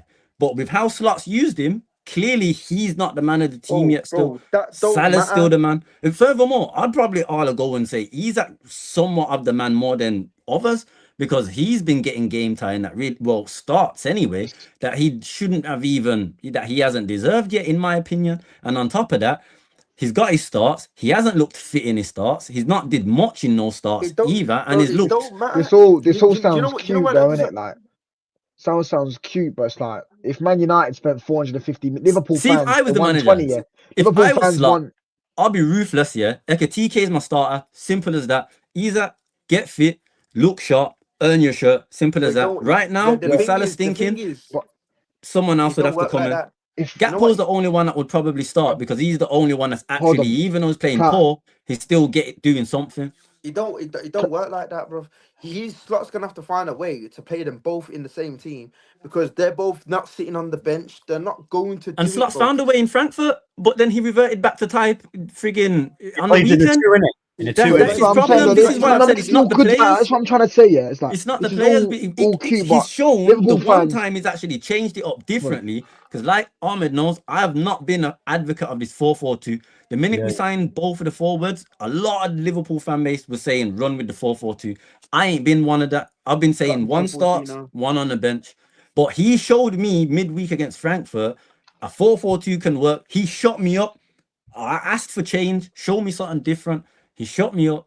He showed me something different, and he showed me that Ekatike and Isak can somewhat, at least in a formation, can work in it. Since then, I've expected him to run that on the weekend. The man did the total opposite and reverted back to the same shit we've been playing all season that hasn't been working. You can't blame the players for that. That's on Slot, bro. So you think you should remain with the 4-4-2? Let me see what I was gonna say. Yeah, is that this all sounds good and cute and stuff like that, but you lot spent the whole summer saying you're back on your purge, you're winning the league, you're winning 21. You know, certain Liverpool fans on this platform were sitting there saying they wish Fergie nothing but health, so he can watch everything he built destroyed in front of his own eyes. All this stuff. You're holding up banners. You're saying you're the biggest club in England now. If Manchester United spent 450 million pounds, if we had 450 million pounds, yeah, could you imagine the criticism we'd be getting right now if we were this bad and had 450 million pounds? Sesko has bagged 2 goals, 1 assist. They said he's the worst striker, so the worst signing of the summer. That's what they said. And look at him. He's got 2 goals, 1 assist. Do you get what I'm saying? Man United, I have to keep the same energy they would keep for us. We would be getting pelters right now. And Liverpool fans, they want to be the biggest club in England. They have to get treated like the biggest club in England. Yeah, and we've been facing the smoke. We've been facing the smoke still, rightfully so. Especially from you guys. If you guys weren't to give us the smoke that we're getting right now, I'd question you, man, because I think, bro, you man are United, fam. You're the ops. So if you weren't crashing it, then I'd be thinking, what is going on? So I hear it still. I don't like it. I hear it. I want to shut you man up again. And that's why my squad need to get back to winning, bro. And that's why right now, even though, like I said, I haven't been an advocate of the 4-4-2. He's shown us, I get it with the Champions League, but it can somewhat work in it. Just at least try it again in the Prem. That's all we're asking, because what we've been seeing ain't been working. I think you should go back to the 4-4-2 and bench Salah, because I think Salah needs to be benched. And the thing is, I feel like Salah needs to be benched so he can get filtered out of the team. I feel like I think his time is done now. I think his time is done. Like, this relying on Salah thing, I think it's done now. You know what I'm saying? And I feel like Isak and Ekatike, regardless, are here to stay. You know what I'm saying? They're the new players, so you need to find a way they both can play, because not one of them sitting on the bench. But the thing is, we can play that 4-4-2 with Salah, you know? Like, don't get me wrong. No. Wait, hear me out on this. Because if you saw how Wirtz played it midweek, and don't get me wrong, Salah will not play it how Wirtz did, because Wirtz did track him back and things like that, yeah. However, why I'm saying I think it could work is because Salah's biggest problem this season, other than like the fact that his touch and that's been off, his biggest problem this season is the fact that he's been isolated. He's had no one to link up with. And then because he's had no one to link up with, the spaces that he would run into in terms of that inside pocket inside the 18 or just outside the 18 yard, our right back is inverting into that space as well. So look, when he's cut in to take them shots, he's pretty much gone central to the goal because he's had to skip past again because of the player there, and then he's skied it in it. It's been awful. But you see, say for example, the Atletico game, the Everton game, where players was closer to him and he was actually able to link up with Wirtz and etc. If you could link up with them, if players are closer, I think we can get a better Salah. I'm not saying we can get last season Salah, but what we've been seeing so far is not his level. Not yet anyway. What link up play Salah, fam? Salah's a link up. Salah links up play, man. He does. He does, man. You weren't watching last season if you don't think Salah can link play. Salah likes the little 1-2s, the give and goals. He does. He enjoys that more than anything. That's why he had a good relationship with Firmino and Mane, bro. It's why he had a good relationship with Darwin Núñez. He did. Listen, check how many times. Listen, you see the time, the whole time Darwin Núñez was here, there's no other player in the side that's assisted Salah more than him. It's not me propping up Darwin's thing, but man have to give credit where credit's due, bro. The whole time Darwin Núñez was at the club, no other forward or player assisted Salah more than him. So Darwin Núñez has assisted Salah the most. More times, yep.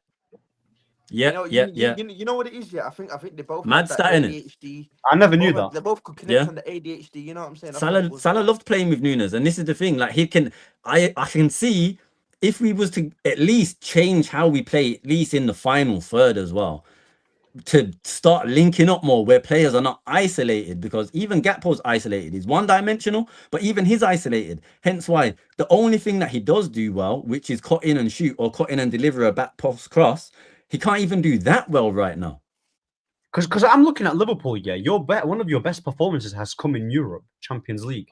That's one of your best performances that I've seen Liverpool play. They slapped Frankfurt. You can say Frankfurt aren't a great team, of course, yeah, but you still got to do the job, innit? They could have scored way more than 5 goals, to be fair. Wirtz was playing on the right-hand side, was he? He was playing on the right. Yeah. He was playing as a right, yeah. You can even put Frimpong as on the right there too. You know, to add more balance. But Woods did his thing against Atletico Madrid. 3-2 on paper, it looks a bit lenient because you guys, I think, slapped Atletico Madrid, and that's the game where Salah, I'm pretty sure, bagged.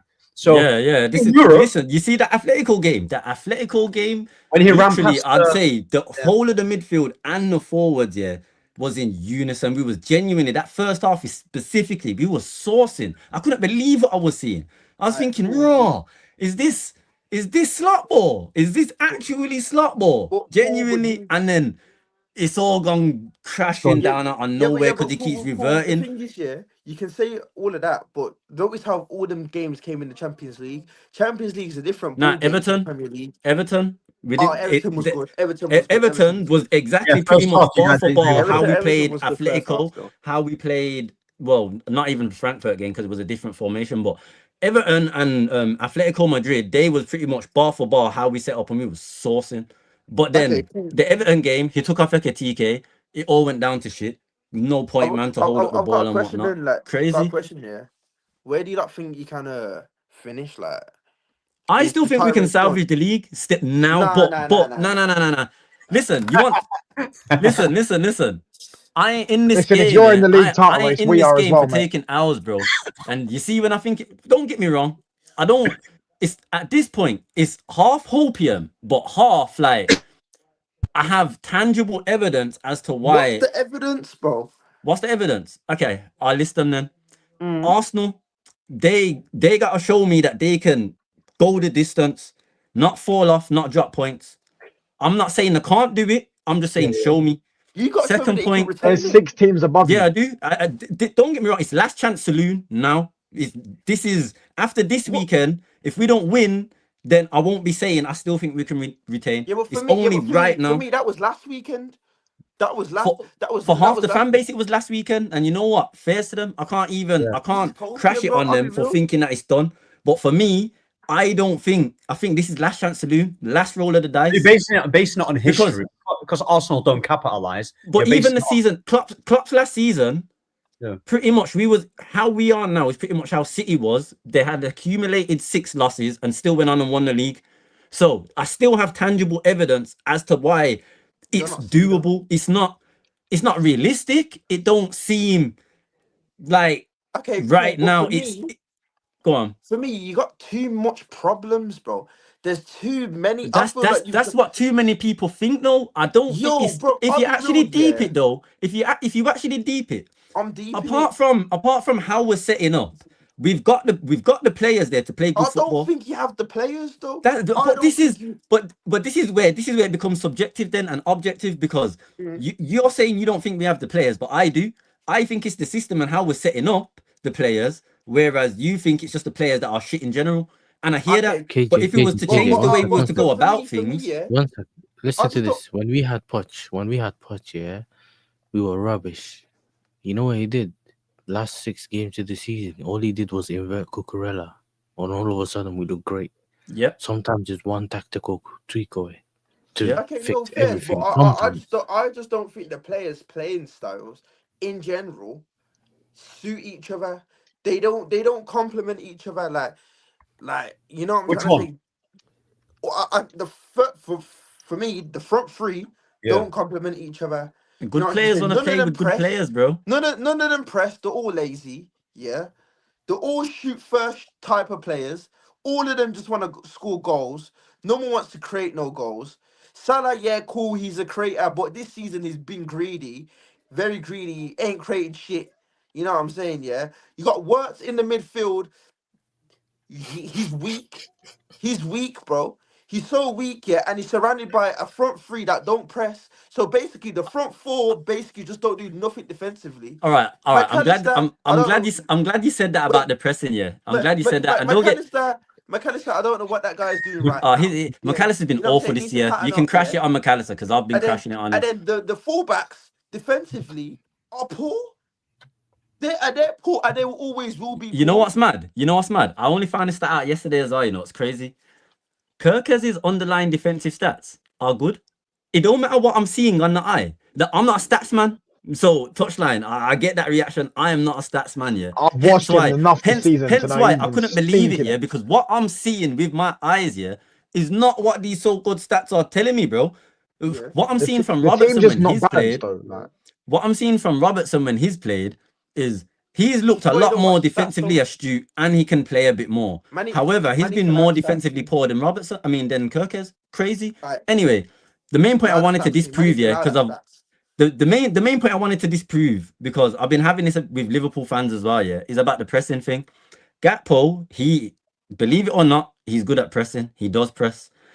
Ekitike does press. Probably not as much, but he does press. Isaac doesn't press. I'll give you that, he don't. Salah, in a forward aspect, he does press. He don't do nothing on backwards, but forwards, he will press, and he has pressed. And even last season, he did press. Wirtz, the season before we signed him, he came off being pretty much one of the highest players in the league. I think he was top, actually, for pressing. We all know Szoboszlai is a presser. We all know Gravenberch can somewhat press. Jones can press. McAllister can half press, but he don't really have the legs. Anyway, the main thing is we have players that can press. We pressed midweek against Frankfurt.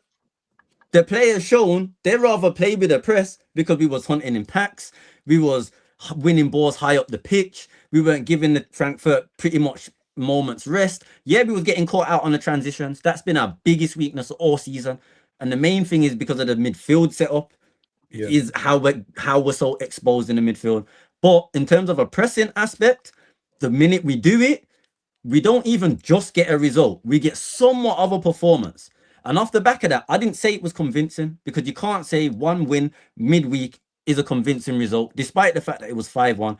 I needed him to show me on the weekend, run it again, show me there's tangible evidence to work off that setup in a 4-4-2 works. He didn't. He reverted back to type and gone back to the same shit that has not been working all season, even when we was winning, by the way. And I've been saying, even when we was winning, I see it, I don't like it, and I was calling it out. However, if I can't enjoy the wins, especially the way we was winning as well, if I can't enjoy them, then what am I in this game for? We're here for moments as well, innit? You know what it is, yeah? Liverpool, welcome to the top 4 race. You know what I'm saying? That's what you like in.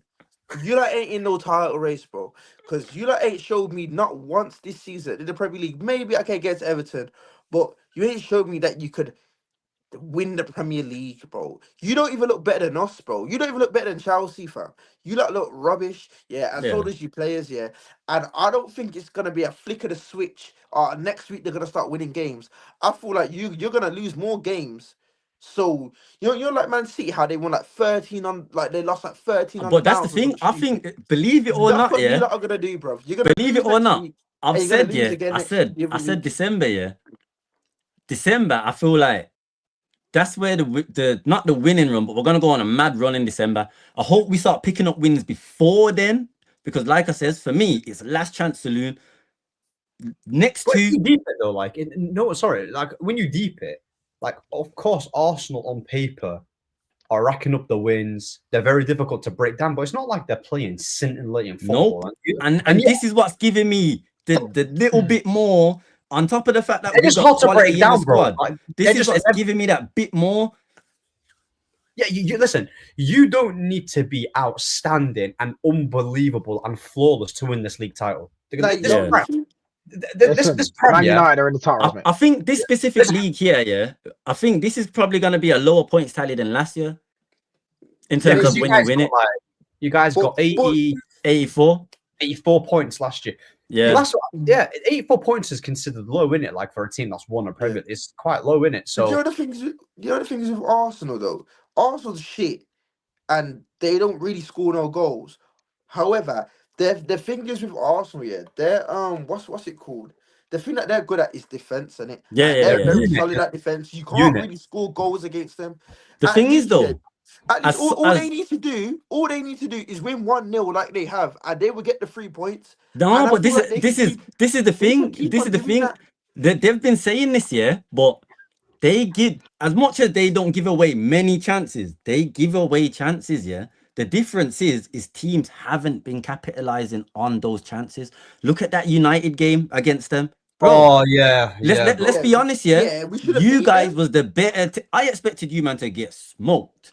You man was the better team on the day and had many opportunities, not even just a few. You had many, even your half chances, you'd look on them and think, This is what I'm saying. Your half chances, you'd look on and say on another day, that's in. So they're still, as man, gotta give them credit for what they're doing, yeah. But especially even against, like, let's say your Sunderlands and that are not gonna give up, and they've been showing this season. Teams like that they're gonna play to the 90th minute. All it takes is set pieces work for everyone. And the teams that practice it more and get more look at and more joy out of it are the teams that are going to capitalize on there. That means even if it's any team from the lower half of the table salvaging a draw, that's 2 points dropped for Arsenal. I've been saying they need to just win the games. You know what it is with Arsenal? As much as I can't stand them, yeah, it's that. But you see, Palace, obviously that's a team that everyone's been fearing in some sense. Yeah, they create loads of chances. Mateta has bet. Big up Husam in the comment section. Big up to you, bro. Yeah, big up to him. Chris, bro, they nullified Palace like completely. Like, I don't think they created a chance, and that win against them, it's like, yes, there's other teams that could capitalize, and they should have capitalized. That was galvanizing. Yeah, bro, it's just. That's a win. To be fair, those wins there, yeah, that's what's gonna do me. That's what's doing my head in with Arsenal, because they're the games where normally they face somewhat of a wobble somewhere. Not like saying Villa, all the games would have, but in one of them they would have had a little wobble somewhere. They're winning the league, and this is what I've said to them. All I've asked is, show me you can maintain this. If you do, you'll win the league. They're winning the league, bro. I feel like if they can keep these little games like the Palace game and whatnot, the West Ham, the Villas, and the games where they would normally drop points, the kind of pressured games, the games where we'd drop points, so they know they have to go and win, but they did it. Like, keep maintaining that. And probably December, I'd say, yeah. Listen, it's done. It's done. Bro, but right now, KJ, it's the hope that kills you, bro. They're winning it. It's their time. Listen, this is the first time I've been in a position to be living on hope, PM, bro. It's their league title. They're going to win the league this season. Man. I'm not handing it over that easy, man. I'm going to sit here and spend the whole season laughing at you lot. And listen, they can all just bark around to themselves. I'm going to sit here and laugh at you lot. Do you get what I'm saying? Because you don't want giving it all mouth. Oh, we're winning 21 this season. Oh, look at us. Listen, I'm still saying, right, as it stands, I still think we get 21, man. We're going to knock you off your purge. And listen, now, bruv, the biggest club in the world is going to be. And the next season, Arsenal, last time they won the first Premier League under a manager, we won the treble the next season. Next season, treble winners is going to be. It's only right we continue the trend going. Do you get what I'm saying? You lot, you had your fun. You celebrated it last year. Congratulations to you lot. But listen, we'll take it from here. Man United, Arsenal, we're back now. Do you get what I'm saying? Liverpool, Man City had their fun. They had their fun. Yeah, the big boys are nowhere, back. Man. We're not now done the big yet. boys are back. Do you get what I'm saying? You know what? Yeah. Do you actually think you can win the league? Like, right now, as it still stands, yeah, it's not me saying, oh yeah, I still feel like with a click of a finger we're gonna go on mad winning run now and win all of a sudden. So I'm not seeing it like a delusional type of way. I still think we can win the league now. I still think it because of the tangible evidence that I've presented. However, it's the quality. Like, there's too much quality in the squad to not believe in them. And with what I'm seeing, I can't speak for everyone else. Hence why even half of the fan base, my own fan base, we're having our own civil wars within that. But from my perspective, right now, I do feel like it's not much of a change, a big fix that we need to do. I think it's a simple fix. I think we just need to revert the system or carry on with the 4-4-2. If you want to go down the so-called total football route, run the 4-4-2 then, because it worked midweek. Show it, do it again in the Premier League. Just try it. We got to try something new, because the 4-2-3-1 right now in the style we're doing it with the inverted fullbacks, that's been figured out, especially against teams that play like a 3-5-2 or 5 at the back. Against those, we're nullified. We don't create nothing. So inverting Kirkez is mad, you know. It's crazy. Kirkez is literally known for being this energetic up and down fullback, overlapping, and you're trying to make him invert like he's Cancelo. Come on now, bro. There's levels to this. It just ain't meant to be, bro. It just ain't meant to be. They ain't meant to win the league. Do you get what I'm saying? They got one COVID title and they got one normal one where everyone else was shit. Listen. The You get what I'm saying? COVID What I title meant to weren't be, bro. COVID, man. It was wrapped It was up before COVID title. lockdown You and had to that. watch it on YouTube. It was What, wrapped up before then. Just because we lifted it after doesn't mean the league wasn't done before. You know what? Okay, you know cool. What? You see, if man are saying right now, Arsenal, the league's done and it's Arsenal's already, yeah, and we're in what, October? Still only in October. No, but Then like, I don't want to hear Arsenal... no chat about the COVID title, yeah, because Now, that was but wrapped before COVID. Wait. You know what it is, yeah. I just don't think anyone has the consistency to catch them. Like the things with Arsenal been paying rubbish for years now, yeah, and scamming wins. Like we all know that what Arsenal can do. They can just scam wins, but I don't think they're gonna win because Arsenal's so good. I just think everyone's just so shit. Like everyone's just too inconsistent. There's loads of teams in the league that can take low. You can lose by fucking Sunderland. You can lose to Exactly. bare people. So Like, wouldn't you say the quality of the league's gone up because the smaller teams are actually closing the gap? yeah, Fair enough. that's... The bigger teams. Some of us are in transition. Some of us are in some poor errors right now and whatnot. It's a mix and blend in it. But for the smaller teams and the mid-table teams, wouldn't you say they've closed the gap? So this narrative where people are saying the league shit, how is it shit when you can't smoke the bottom teams anymore? It's a lie. It's a lie, though. It's a lie. No, I also think they've closed the gap, but also the big six closed the gap because we've dropped down as well. We've come down to their level and they've come up to our level. But so I don't think so. To be fair, I somewhat agree with what you're saying still because right now we've dropped down to that level in terms of the last how many performances. KJ, if Liverpool were playing at the level they should be playing at, no little team should be beating them. Do you get what I'm saying? Facts. I agree with that. But at the same time, you guys are still a big club. But in the last how many years, you've been like... That's because we've been shit. If we were good, no little team should beat us. That's why I'm more saying that them teams have closed the gap. Wolves, West Ham coming to Old Trafford and winning. Like, what we doing at that? If we were good, they'll never happen. So wait, cool. So if you're still in the race or like... If Arsenal don't win it, you might win it, innit, yeah? Then you'll have to put Man United in there as well? Nah, we're not doing this. We're in there, mate. This agenda you have been doing. We're not doing that yet, man. Listen, Spurs have been saying the same thing as you, man, bro. We can't be doing this. We can't be doing this. We're all in it now. If you're in it, then we're all in it. Fuck it. We're in it. We're winning. Listen, we're in the league title race right now. You know what I'm saying? If Man City, if it's only just Man City and Liverpool, we're all in it now because we're all on the same points. Exactly. Oh, there's 114 people here. Yeah, make sure you like and sub. Carry on. And we look good. You look shit. Exactly. We do. We're on the up. We do. But it's only October. So I think it's only. Listen, the Arsenal fans, yeah.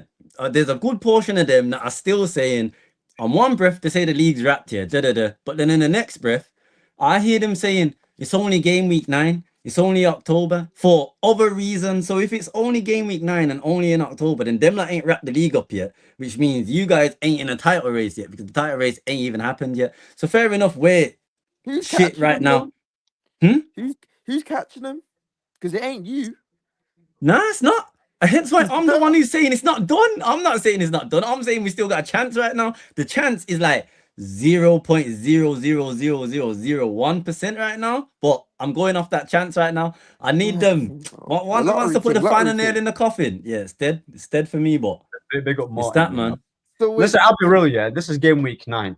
As much as Arsenal are the favourites right now and they're collecting the points, you can't say it's wrapped up. It's looking like it's going to be there.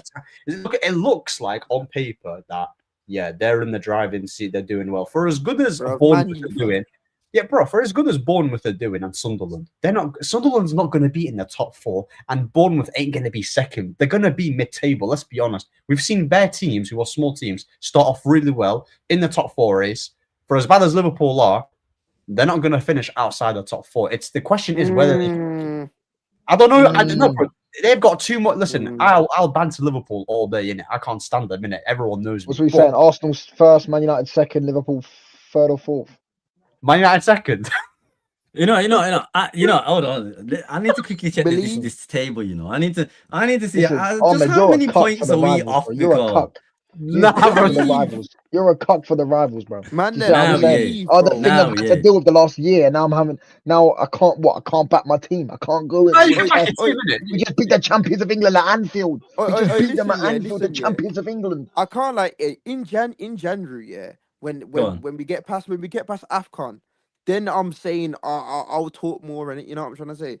Like AFCON's gonna be a bit spooky, but we don't have that many good teams. It's in not, AFCON. man. We have a good record. We have. Oh, well, to be fair, how many players are you guys losing to AFCON? We're losing our best right hand side. The whole right hand side goes. The whole right hand. So who are gonna play, bro? Yeah. I need to see out. January still, because I was gonna say for us losing Mason Mount Mo. the low on the right. For us losing Mo, we typically do well in October when Mo's gone AFCON. We typically cope. Yeah, but the way you play, now we just, you know what it is. You know what it is. Oxlade-Chamberlain right wing, run it. That's how we coped. That's how we coped when Mo was at AFCON. Ox on the right, man. We coped, and you know what? In those periods of time as well, it was getting goals as well from there. Bro, actually, you man, that whole right hand side. Bro, yeah. Well, you know what? Ahmad's gone. Who the heck are we playing on the right? I mean, unless Xerxes plays on the right 10. Unless he plays in that 10. Then again, ain't the links to Xerxes leaving in Jan?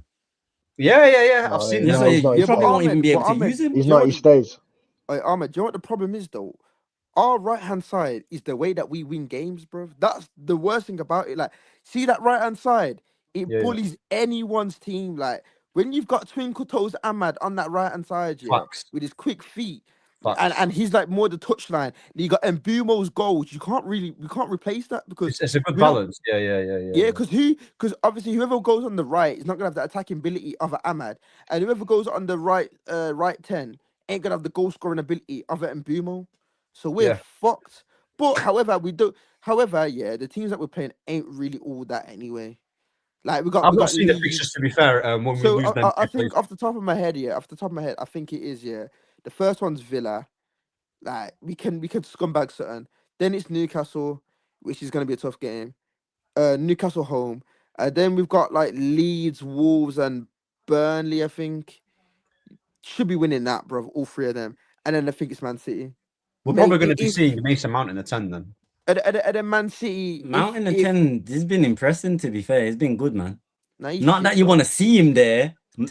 Not even I want to see him there. You see, when the worst thing is, you see in the United game, when I saw him there, as much as he was played good there this season. I thought, I was rubbing my hands, man. Like, man, Virgin Canati, they're just gonna just tear him up. Pause. And then I saw man just, I know that sounded mad. Still, Virgin Canati tearing man up. Pause. That's crazy works. It's crazy. But still, the way Mount just, you see, I can't even use the word exploit in the space now because that just all sounds mad in the sentence.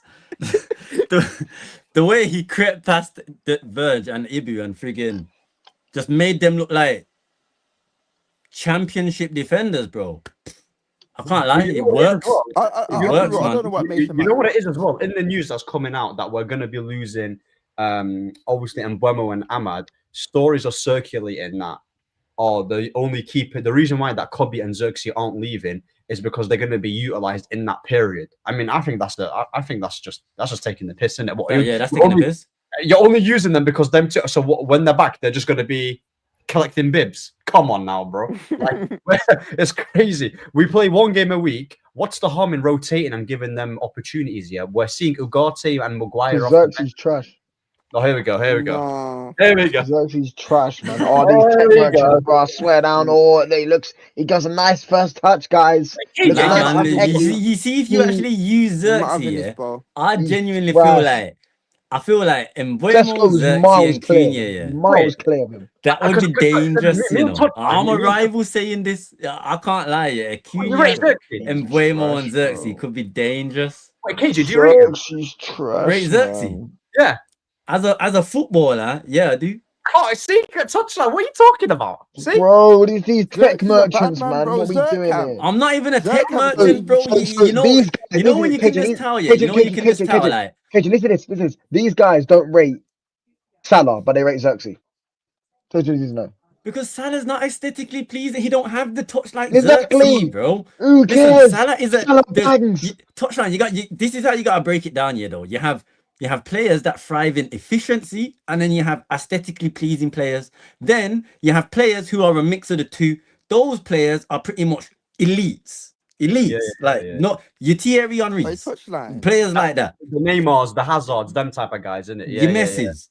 Ronaldo. This is what I'm saying. Like you can Hazard differentiate hype, the two, man.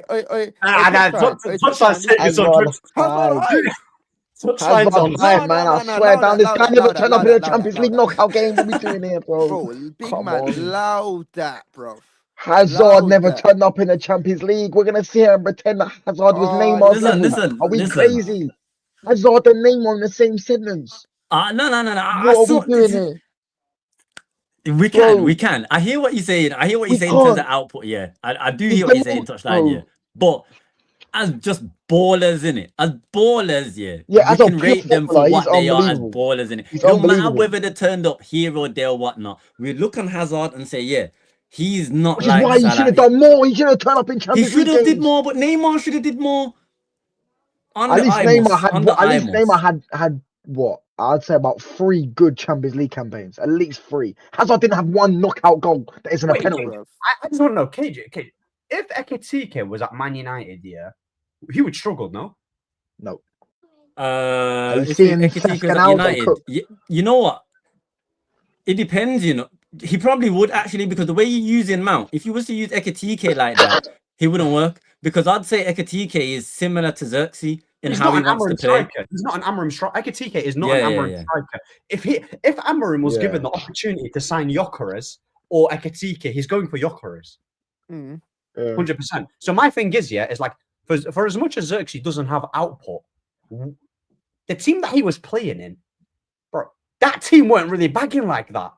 He was playing. Do you get me? Ahmed, wait. Last January, between last January to the end of the season, who was our best player? Last year? Yes. I would say Ahmad was our best player, and then in behind him. No. When Ahmad got injured. Oh, Xerxes. Lenny Euro. Lenny Euro, Casemiro. Bruno was better than him as well. Bruno, come off it, man. Come off it. Oh, man. See, they don't rate Bruno Fernandes, but they rate Xerxes. You know what I'm saying? They don't rate Bruno Fernandes, but they rate Xerxes. Bro, that Europa League final that we lost was down to him, bro. I will never. He didn't even play. What are we doing here? No, that was down to Bruno. Xerxes didn't even play because he was too shit to start ahead of Højlund. Oh, my days. Oh, my gosh. Bruno Fernandes, this is what I'm saying. These don't rate Bruno Fernandes, but they rate Xerxes. I rate Bruno. Bruno is one of the most disrespected ballers. Come on, man.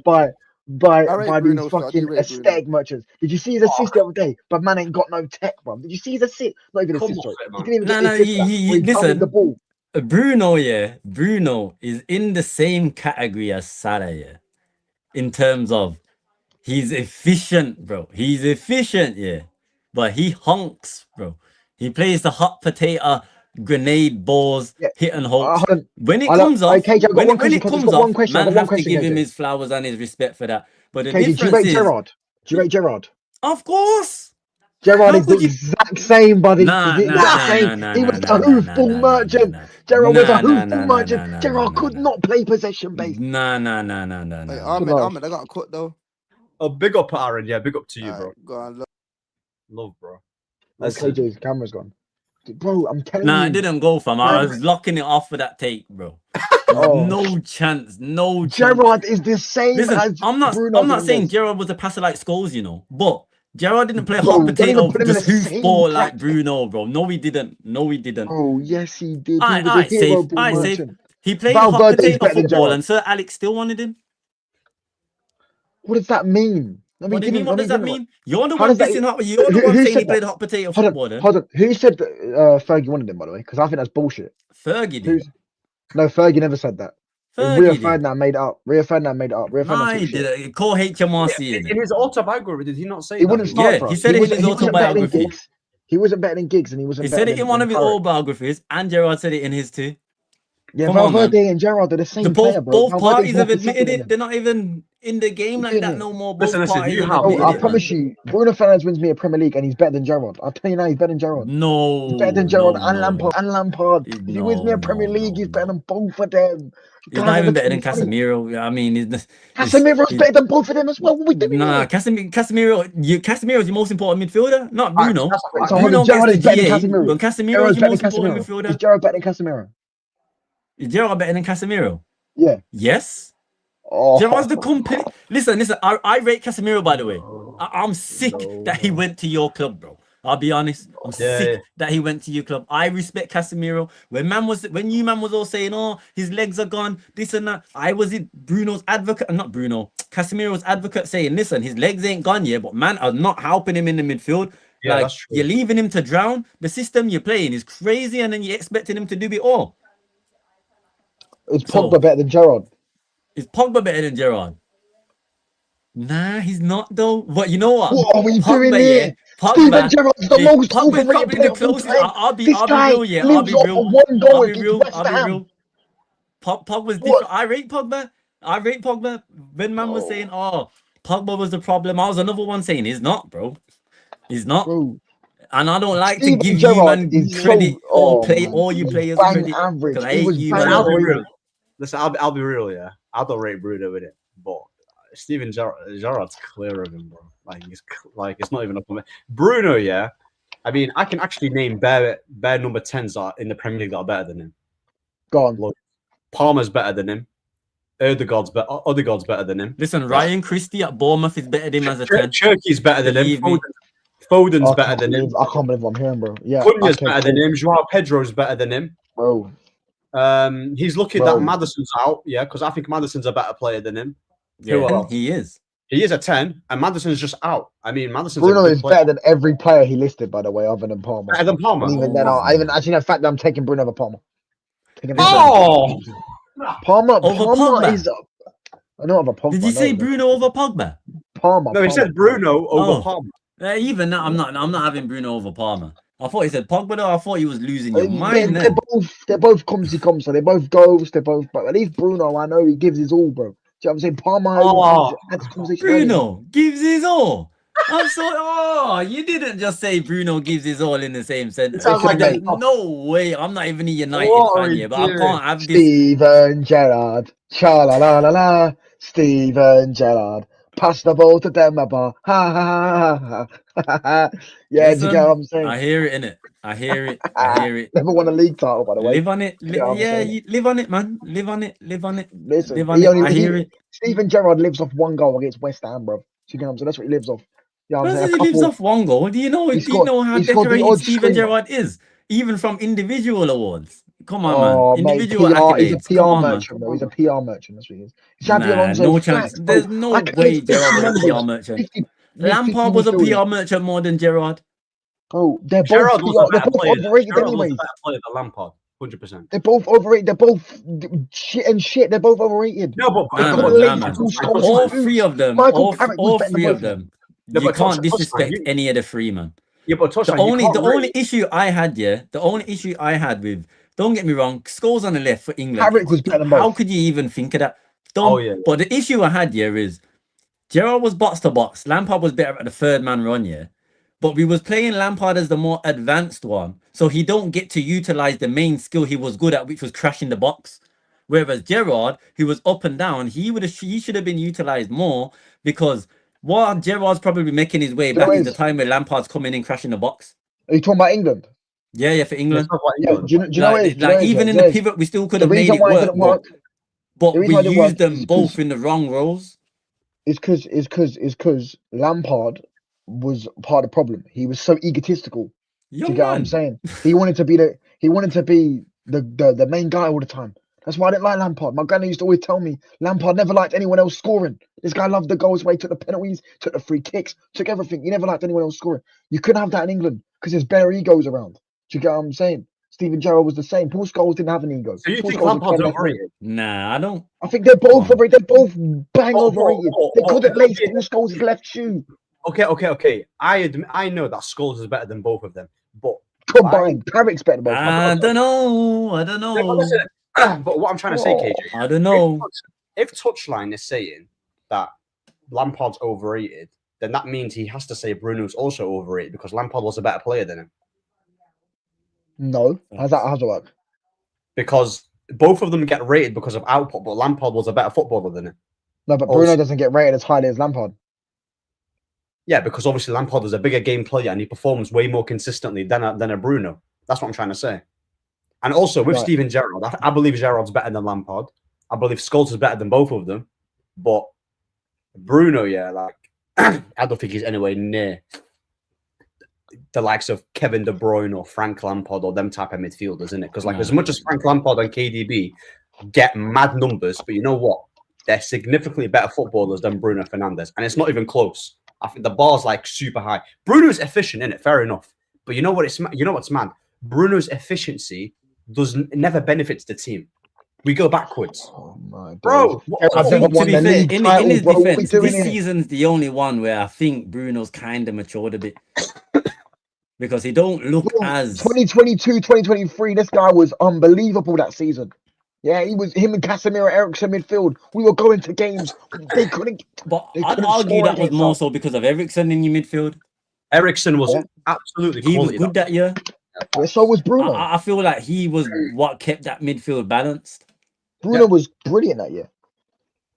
He was. Your whole midfield was good that year, but I feel like that was primarily down to Eriksen. I said you'd take KDB over Scholes. Bro. You see what I'm saying? These hero ball merchants. Nah, you would to be fair, you would depending on what you want, yeah. Because let's be honest, yeah, especially Scholes in his latter days, he's more of a dictator in it. KDB, I'm not saying Scholes can't play progressive passes and open up doors. I think he can. I think Scholes in this day and age, especially in that 6 role, that quarterback role, yeah, he's a problem. He's a problem. Cool. But this is KDB. The man unlocks defenses from anywhere. Anyway, it don't matter where he is on the pitch. He unlocks defenses. You're taking KDB over anyone. The only person I'm not taking is well, to be fair, I wouldn't take KDB over Gerrard, but that's only because in my team, no. If I was the manager for my team and my midfield and how I would play, I need a complete box-to-box midfielder. That's why. If I wanted to play a more attacking setup, I would play KDB. If I wanted a more Regista style type build-up play and whatnot, it's Scholes, hands down. KDB couldn't play in the 10. I wouldn't play him in the 10, though. I'd play a 3-man midfield. Yeah, exactly. So he can only play in a systematic 3-man midfield where he just sits there and spam. Gerrard doesn't belong in that combo, but I believe Scholes does. Yeah, Scholes belong in that. Scholes, Cruz, Iniesta, Xavi, Zidane, Busquets, Pirlo as well. Busquets no chance. That one's so tiny. Nah, that's Busquets no chance. Gerrard, you'd probably put with your Torres, you not destroyer, but your complete box to box that can do everything in it. You know what?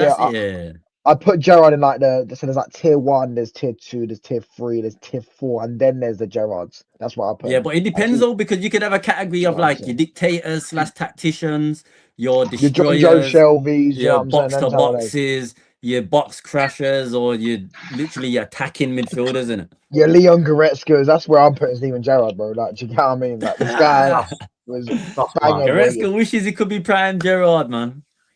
Yeah, obviously he's probably not better than him, but do you know what I'm saying? Listen, Gerrard was bang overrated.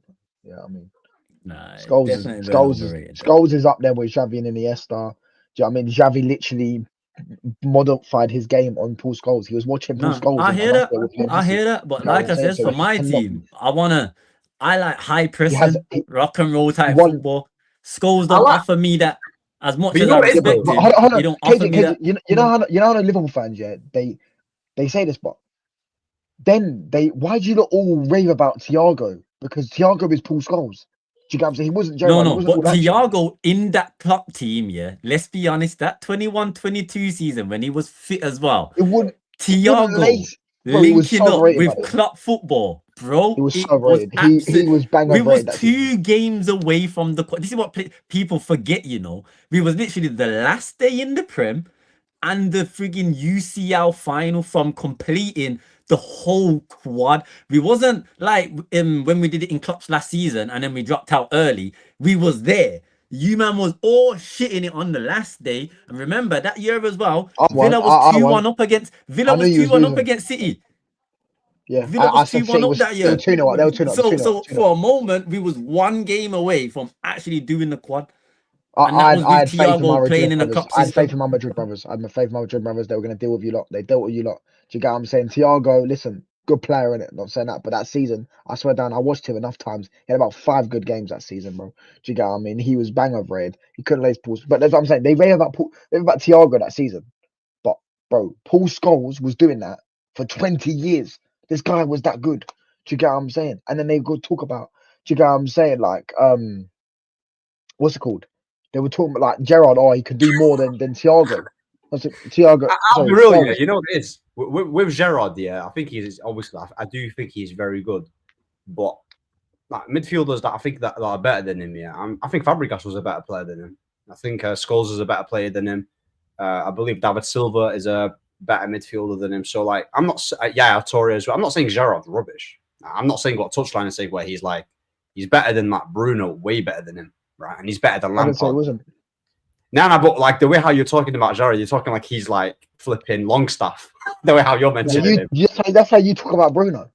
Yeah, but bro, I've got every right to talk about Bruno like that. He's not done anything in the game in comparison to Gerrard.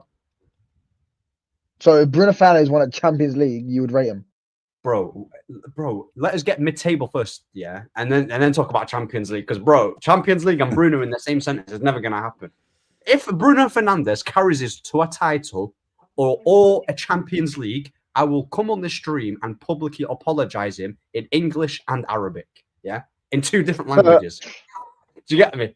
But that's not gonna happen though. Yeah, make sure you smash the likes. There's still over 100 people here. Yeah, listen, Skulls, he sits in that Xavi and Iniesta and Pirlo table. That's me in it. Facts, right? KDB in the final third was mad. His passing his crossing was unbelievable. His weight of pass is unbelievable. And one thing with KDB that's really good about him, yeah, but KDB's ability to shoot with both feet is mad. He doesn't have a weak foot. Yeah, his shooting is unbelievable. And it's he mad. just no backlift. He's got them shots in his locker where there's no backlift. Listen, that one against Arsenal that year, freaking that was how many yards out? Oh my gosh, bro! Only KDB scores them. KDB is he was solid, didn't it? He was very good. He's a very good finisher, isn't it? But yeah, listen, when it comes to you're having Bruno over him. Obviously not. I'm having Pogba over him. I'm having Pogba over him.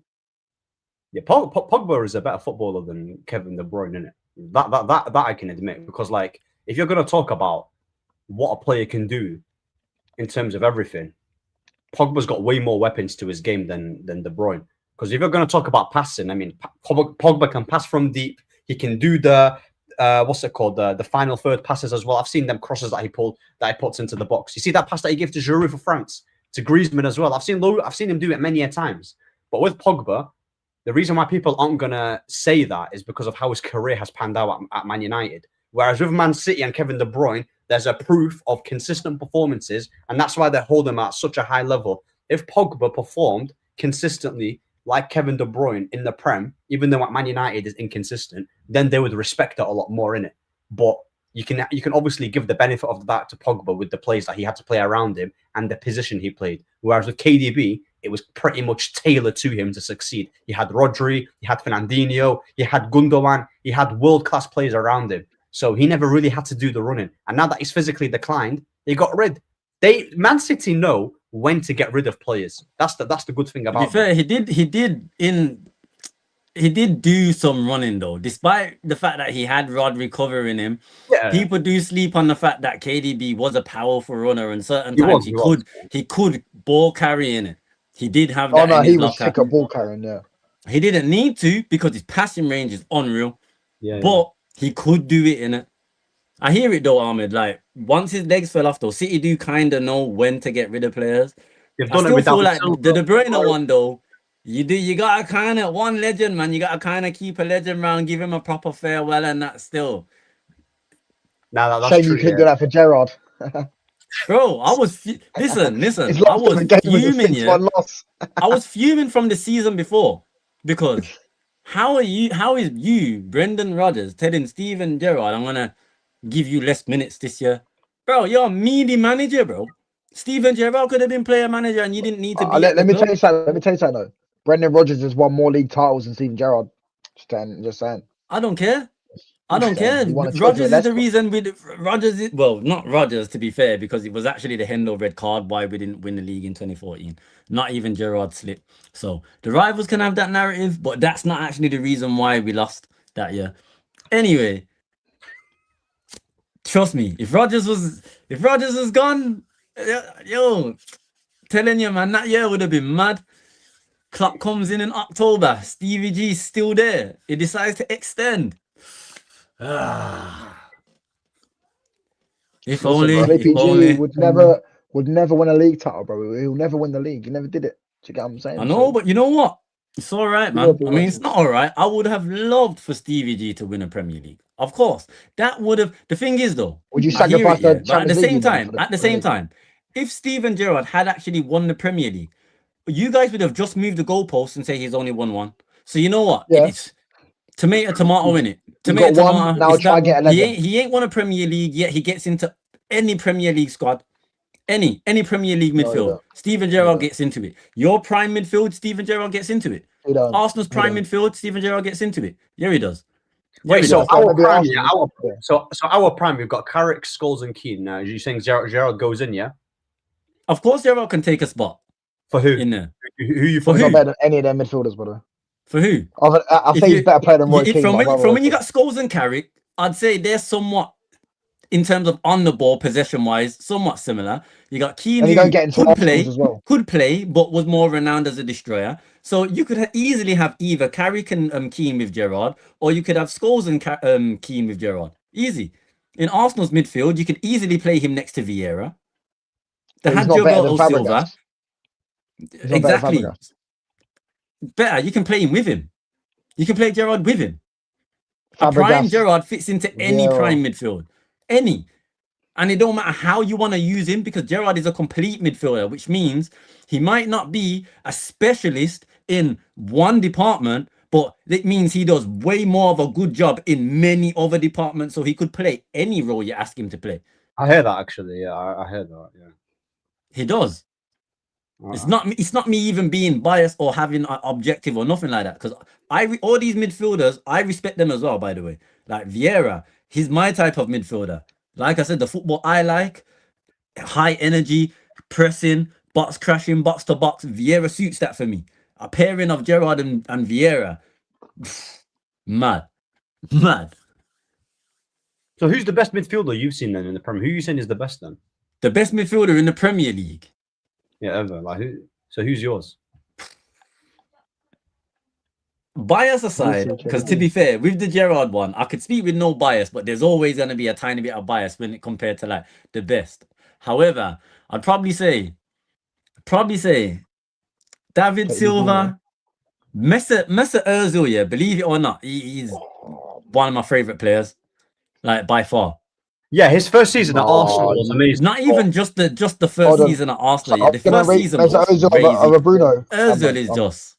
Huh? Are you going to rate Mesut Ozil at Arsenal over Bruno? Yes. Mesut Ozil's first season at Arsenal is better than any of Bruno. I'm taking any season Ozil over Bruno. No. I'm taking any season Ozil over Bruno. Bro, what are we doing here? You see this Bruno? I'm not only saying Ozil fell off because of the system that Arteta started to try implement, and it didn't. No, he was bad before that. Ozil's type of player. Bro, I remember watching AFTV back in the day when it was Arsenal fan TV. Do you remember? And they were always crashing it on Ozil. Bro, you wanna know why? You wanna know why? Because in that point of time for Arsenal, yeah. In that point of time for Arsenal, they needed players to show passion and this and that, and so any player that didn't look like they was running, any Arsenal fan was crashing it on them. But I'm telling you, you give Ozil the ball, you play with Ozil and link up with him and things like that. Ozil shows you his quality. Alexis was the better player. Form is temporary, class is permanent. Class don't go nowhere. Ozil is class. He's world class at what he does. As a 10, as a pure 10, yeah, there's not many who are better than Ozil as a 10. Let's be honest. Ozil's not a pressing 10. This new age pressing 10, don't get it confused with how 10s originally are. 10s are creators in their own way. Some 10s didn't even train. They just come to games and did their thing on a match day. As a pure 10, Ozil is levels. Bro, I'm taking him over Bruno any day. That's why I can't rate him. That's why I can't rate Ozil, bro. Like, how are you supposed to be the maverick of the team and you need to be accommodated by people around you? I don't think he needed to be accommodated. Same with Palmer. Like, how can I rate Palmer? I don't think he needed to be accommodated, though. I think Palmer thrives better on the right, to be fair, rather than in the team. I agree. But for Ozil's case, I don't think that was him needing a team to thrive around him. I think once Arteta came in and the style changed, that affected him because you think about it. Ozil wasn't the only player that system affected when Arteta came in. Aubameyang was playing left wing back. Other players thrived in it. Ozil was crap before Arteta. He had two good seasons at them. He had his first 2 seasons. No, his first 3 seasons. Sorry. Remember, he got 19 assists. And I respect Muller, by the way. Muller's a different 10, but I respect Muller. Muller is no way near as to Ozil, bro. Like, I'm not saying Muller's dead in it. Ahmed, bro. Ozil's a better player than Thomas Muller. What are we doing here? Yeah, he is. Yeah, but I can't believe you rate Ozil, bro. Like, what are we doing there, man? Ozil was cold. What are we doing? Oh yeah, this guy had this guy was known. He got a nosebleed every time he had a away game. No, man. The Ozil's IQ. Listen, even that obviously through as a ball with the footballer, bounce. Listen, tell me what other player does that pass where he makes it bounce first. No, he's prime Ozil's better than De Bruyne as well. I'm putting him over De Bruyne too. Yeah, I'll probably take that too. No chance. I'll be honest. No chance. Ozil at his best in Madrid. Yeah, I'm taking him over De Bruyne. That's me. Innit? Listen, people were sleeping on Ozil from Bremen before Madrid bought him. People only speak on Ozil from the World Cup and from when he signed for always on you, I swear, this guy's always on you. I swear, listen, I don't want to talk about Sweetie, bro. Listen, I don't want to talk about Sweetie's guy anymore, bro. I don't want to talk about it. I don't want to talk about it. Oh, bro. Listen, that's a conversation for a different day. I don't want to mention about that guy in it. He's embarrassed me in it. So yeah, forget about that guy. Stop. Nah, bro. I put my neck out on the line for him to put a tattoo of Sweetie. Forget about him, bro. Listen, man. I'm saying. Nah, that's crazy. But listen, now he's getting subbed off after being subbed on in games for Aston Villa. You get what I'm saying? To be fair, though, Aston Villa. Yeah, bro. When I'm watching Champions League football and I'm seeing Elanga playing Champions League, but he's at Aston Villa. But when he went to loan at Dortmund, he was in a final. Make it make sense, bro. Nah, bro, that's crazy. But he's another one, isn't it? He's one of them guys where he's sick at what he does, but upstairs, he's a donut, isn't it? Like, come on now. Like, how you this is why he chose you, man, over us, because that summer we were both in the biggest club in the world. Yeah. You man offered like 100k more than what we offered him. And don't get me wrong, I kind of understand that he wants his bread as well in it. But imagine Sancho under Klopp. I don't think it would have worked though, because he can't play high intensity football. This is the thing, You see the summer we wanted him, Pep Blinders was getting a more of a hand on the team, implementing his tactics more. That's where we initially started inverting Trent. So he would have thrived because our left winger was kind of a link up one, not necessarily PMP high press. He was kind of coming and not create, but link up with everyone else, link up with Firmino, link up with our left-sided midfielder who would have been probably Curtis Jones, Ryan Gravenberch at the time. But yeah, it would have been different, man. It would have been different. Sancho on the clock. Sancho as well, like with Sancho, you saw how many times he's fed Haaland through. Many a times, he's a good yeah. So he would for Liverpool. He's not going to do what Sadio Mane did, for example, and be super direct and be up and down and relentless. But coming inside and actually finding them passes and dribbling to, like, that's what he does in it. But I'm not even gonna give him any airtime right now. He's at Aston Villa, so that's respectfully he should be. I can't believe this, bro. I can't believe this. I can't believe you don't rate Ozil. I'll be honest, man. It's actually mad that you don't respect Ozil. I always thought he stunk, bro. I remember when Bruno Fernandes first came to the league. I was arguing with Arsenal fans in the playground. Bruno is better than Ozil. He came in, he scored his first goal. It was a penalty against Watford. Yeah, but when Bruno first came to the league, he was like, he was showing ridiculous form, innit? Ridiculous form. And for Ozil, that was pretty much. We did have Andres Pereira, so like we were starving. If we're we were starving. You definitely was starving still. Yeah, Pogba. I was arguing in the playground about Pogba and Ozil. I remember this, bro. I never rated Ozil. I always thought this guy was overrated. No, but the thing is, you said the thing is, technical wise, of course, but if I'm going to play devil's advocate here, for as much as I do rate Pogba, and I 100% do not blame how his career panned out at United down to him, yeah. But if you're going to say, oh, if Ozil is so good, how come you need to accommodate him so much? But you can say the same thing with Pogba, in a sense. He needs this, he needs that. He needs Pirlo, Marquisio, Vidal. That's Pogba's biggest fault. But did he need that though, or was it the style of football you was playing? Because let's be honest, let's be honest. There was games where he was grabbing the ball. He was grabbing games by the scruff of the neck. Yeah, there was games where the link up and interchange he's doing with Rashford and Martial. Like at times, in moments, you was sourcing in times where even rivals are looking at it saying, if United get one and 2 issues out, they could legit be back. But that's not what happened with the case. So I feel like that was probably more how you was playing football rather than the players you had at the time, because you've always had good players. If there's one thing about United, you've always had good players. Even in the banter era, which was we'll always get good players. It's just how we utilize them, innit? Facts. It's just how we utilize them, because like the thing is, you buy Pogba, but it's not just buying them. Okay, what's your plan with him? I'm seeing Jose Mourinho saying he would be a good centre back. Move, man. Come on, bro. What is this? Mourinho was trying to use Pogba like prime Steven Gerrard in that midfield. Bro, his defensive everything, like, bro. His defensive capability is his worst attribute, and you played him there. You know, even when he was playing there, he was creating bare chances for Ibra consistently, right? He would have had way more assists in his first season had Ibrahimovic buried them chances. So with Pogba, he's one of them players where you're never gonna see a player as talented as him, especially as a midfielder, bro. Like what, tall, strong, and can pass and can dribble. We're never seeing a player like him ever again. But he's not. He's another one who's not getting any game time at Monaco. He's injured. We're yet to see how he plays. Obviously, with France, you can see that for as good as they midfielders that they have with Tchouaméni and Camavinga, they don't really have a creator like that. If Griezmann's not there and Benzema's not really there, they need someone who can help, get Mbappe them goals. So, yeah, bro. But yeah, listen.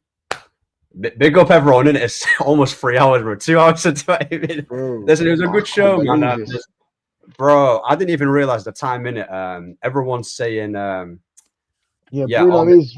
I won't go that far, but... Do you know what I'm saying? Bruno, bro, listen, you're going to make me say something mad about Pogba, bro. Like, I love Pogba. Pogba's my baller, innit? But, bro, Bruno came in vibes, bro. Do you get what I'm saying? And you're sitting there talking like he's some scrub. Bruno's always been a scrub. But he's always changed our lives. He's a high-level scrub, but he's still a scrub.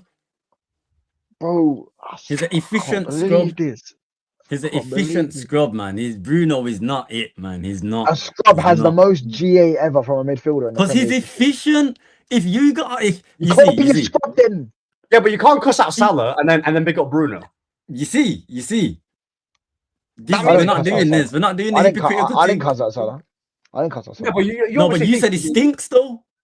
Yeah, this season he stinks. But I think he's been massively the scapegoat. I think people are jumping too much on him. And I think people do it too much, to be honest with you. I think it's... I'm seeing like Don CFC and all the Chelsea fans go onto it because their boy Hazard and all that eating burgers at 33 playing Soccerade. Like, what are we doing here? Come on, man. Like, yeah, but Rooney also retired and he looks bloated right now. Don't ever compare Wayne Rooney. Yeah, but Rooney when he started young. Yeah, but even Rooney in his decline though, yeah. You look at like his last years at United, yeah. The technical ability was still there, bro. It was still there. It was still there. You even think about when he then moved on from United, went to Everton, yeah? You remember that goal he scored from near the halfway? The technique. Bro, he scored a free kick against us for Derby County. He bins one from about 30 yards out. Do you get what I'm saying? Never compare him to Hazard. Hazard, bro, listen, I like Hazard. Same with Neymar. Hazard, but when people start doing too much... I rate Hazard, yeah, but once he got to Madrid... First, he was unavailable, but we can't count the fact that he was unavailable. It's when he did play, he stunk. And you know how the Real Madrid fans are, as it is. Like, one, they ain't saw you because you ain't been available. Then they are seeing you and you're stinking. And then you're expecting them not to get onto you. Like, yeah, he went out mad still, considering he was so good. Because I can't lie, yeah. Baku was when I says, you know what? The ties with Arsenal are done, yeah. I'm with the blue side for now, man. And then then, The fan base is exactly why I don't like Arsenal. I'm saying, yo, I was backing you in Baku and you let them man smack you up. I couldn't believe it. I couldn't believe it. But you know what it is though? Like just to reply to this comment, you see number 8 Wayne Rooney when he was relentless, that physical power that he had. He always had technical ability and his physicality, right? He had both. But when Wayne Rooney was OP still, he was broken. He was broken, bro. He was broken, man. When he had that number 10 and he dropped deep, right, bro, his weight of pass, the goals he was scoring, the free kicks he was scoring, he never lost it. Like you said, it's just number 8 Wayne Rooney had me wanting to find who was the academy scout that released this guy from the academy and just let him go to Everton. I was fuming, especially when he bagged that half volley when he was livid at the ref. The ref got him vexed and then Wayne won. I says no. I couldn't. He's the best English player ever. He's the best. Look at the comment at the bottom. Huh? Look at the comment at the bottom. Wait, look at who at the bottom? Look at the comment at the bottom. Oh, there's no way. That's not true, though. No way. Listen, Mbeumo is probably listen. I'll talk uncomfortable conversations about Rooney as well, bro. Mbeumo's your Louis Saha. Rooney was another one, bro. Nah, I'm not. I don't think we'll see a player like Rooney. Though. I don't think so. Ronaldo was better than him, by the way. Who? Rooney. Yeah, Ronaldo was a better player than Listen, Rooney. The fact that you had both of them at that age, just enjoy it. Don't even compare the two. Yeah, that's the facts, two though, different players. Yeah, the two different players, two generational talents who you had at the same time, pretty much. Just enjoy them, bro. Like you can't compare them two, man. Exactly. This is what I'm saying. The fact that you had them two and Mbeumo, you get what I'm saying? Now we got Cunha and Mbeumo, so we got two generational talents again. Nah, I'm saying Wayne Rooney is two the generational talents in who? Cunha and Mbeumo. I don't know about generational talent. Generational. I don't know, man. The time's gone for them to be generational, man. That's a stinker still. Mbeumo is the best right winger in the Premier League right now. I thought he was gonna say Kobe. I would have still gave you some props for that. So do you think? So wait, do you think Yamal's generational? Yeah, I think he's washed at 18 already. I think. Here we go. I watched him yesterday. I swear down, bro. He was holding his knees all game. He's been with them Latinas, and they've been. You get what I'm saying? He can't handle it anymore. Listen, we're all men here. It's a safe space. If we see a Latina, bro, we're gonna come on now, bro. Listen, you can't blame us, innit? Alvaro locked him up, bro. I swear he was holding his knees. He was literally, bro. This guy's washed. I'm telling you. But that's his one bad game out of his whole career, though. For being real. What? That's against Portugal in the final, though. He was awful in the final. And I'm talking about Barcelona, though. For Barca, that's probably his one-off game. And to be fair, even in his worst game, flipping what's his face should have scored. Kunde when you passed it to him. So I understand for the scrubs. Listen, Yamal's still the best in it in the world, bro. I'll never. He's still the best. Gosh, bro, Carrington's finest locked him up. Yeah, but Carrington's finest. I'm taking Mbeumo over Yamal. I don't care. I'm taking Mbeumo over Yamal. I'm Mbeumo over Yamal. You can't be serious. Listen, bro. Okay, no, I'm joking. The one player though, I'm definitely not rating the Barca's team, and I've always said that I think he's Baron can vouch. AJ, ready for this? Yeah. A bang overrated, is Pedri, bro. I swear down, this guy, I don't know what he does. These Prem fans, they talk as if he's the Messiah, bro. I swear down, I watch this guy. He's so trash. He got dog ragged by Tuchemeni. What are we doing here? Tuchemeni, Camavinga's been injured for like 5 months. He come back, cooked him. He was. Yeah, but Camavinga is a baller though. Let's not admit that. Let's be real. Camavinga is a baller, and Tchouaméni's a good player. Pedri didn't have a good game. Tchouaméni's not good. Tchouaméni's trash. Nah, Pedri's a good player, man. Listen. This is coming from, I can't lie, I was one of the ones who had to have a bit more time to be on the Pedri hype before everyone else. So I'm not even going to say, I was on it from the start, from the jump, Nah, I weren't. I was late to the Pedri train. Listen, Pedri's class, man. He's class, man. He's not a scrub, man. In the world, bro. What are we doing here? Can you name me? He got by Jude Bellingham. The guy plays like McTominay. This is coming from someone who rated Gavi over Pedri early doors. I was with everyone else. Everyone else that was saying Gavi was over Pedri. I was in that. Gula's better than him. Gula is better than Pedri. Yeah, but Gula's not Pedri's not a 10 though. You can't really compare the two, man. It's like trying to compare. You could actually compare Gavi more to Pedri, to be fair. I mean, not Pedri, Gula. Vitinha is better than Pedri by far. By far better than him. But to be fair, I do prefer Vitinha, you know, I ain't gonna lie. Vitinha's at least when I'm watching Vitinha, I know what he does. Vitinha's so cold. He's cold. He's cold, man. He's cold. It's so cold. Yes, saying he's better than, even though I think Pedri's better, yeah. Vitinha and Pedri are the two best midfielders in the world, bro. Alongside with what's his name? That Pierre. I think Fabian Ruiz. No. Who? Declan Rice. If you say Declan Rice, if you say Declan Rice, I think Gravenberch's up there, man.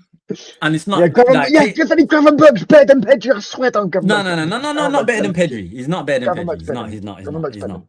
He's not better than Pedri. Not right now. He's not. He's up there in terms of midfielders this season, and well over last season as well. He's definitely up there. But I definitely would have. I'd have Vitinha first. I'd have Pedri second. I'd probably have Gravenberch third. But yeah, either between Vitinha or Pedri, man. Gravenberch better than him. If McAllister was born now, I'd say McAllister's better than him. Vitinha's last season McAllister better than Pedri. Pedri is so. I swear on, he's got. Pedri, to be fair, last season McAllister was probably in and around the same level as Pedri. But let's be real. We can all judge Pedri based off that one game. He cooked. Ceballos. No, I'm not having that. I'm not having that. I know Ceballos has been good, to be fair, in recent seasons. I know he's been good, but not over both Pedri, of you can admit, yeah, Pedri had a bad game against Madrid, right? I mean, Pedri had a bad game against Madrid. I did not hear any Pedri slander when he cooked the whole Newcastle midfield. Controlled the whole game. Cooked Bruno Gomes, Tonali, Joe Linton. He cooked them. He controlled that game, man. Did you hear what Anthony Gordon said? He said, "We've never come across a team that keeps the ball like that. They've never bro, come on now. Yeah, they're basically saying we've never come across this type of midfielder. He's played against Gravenberch. He's played against McAllister. He's played against some top midfielders. When did he play against Gravenberch? What? Anthony Gordon, Newcastle. In the league.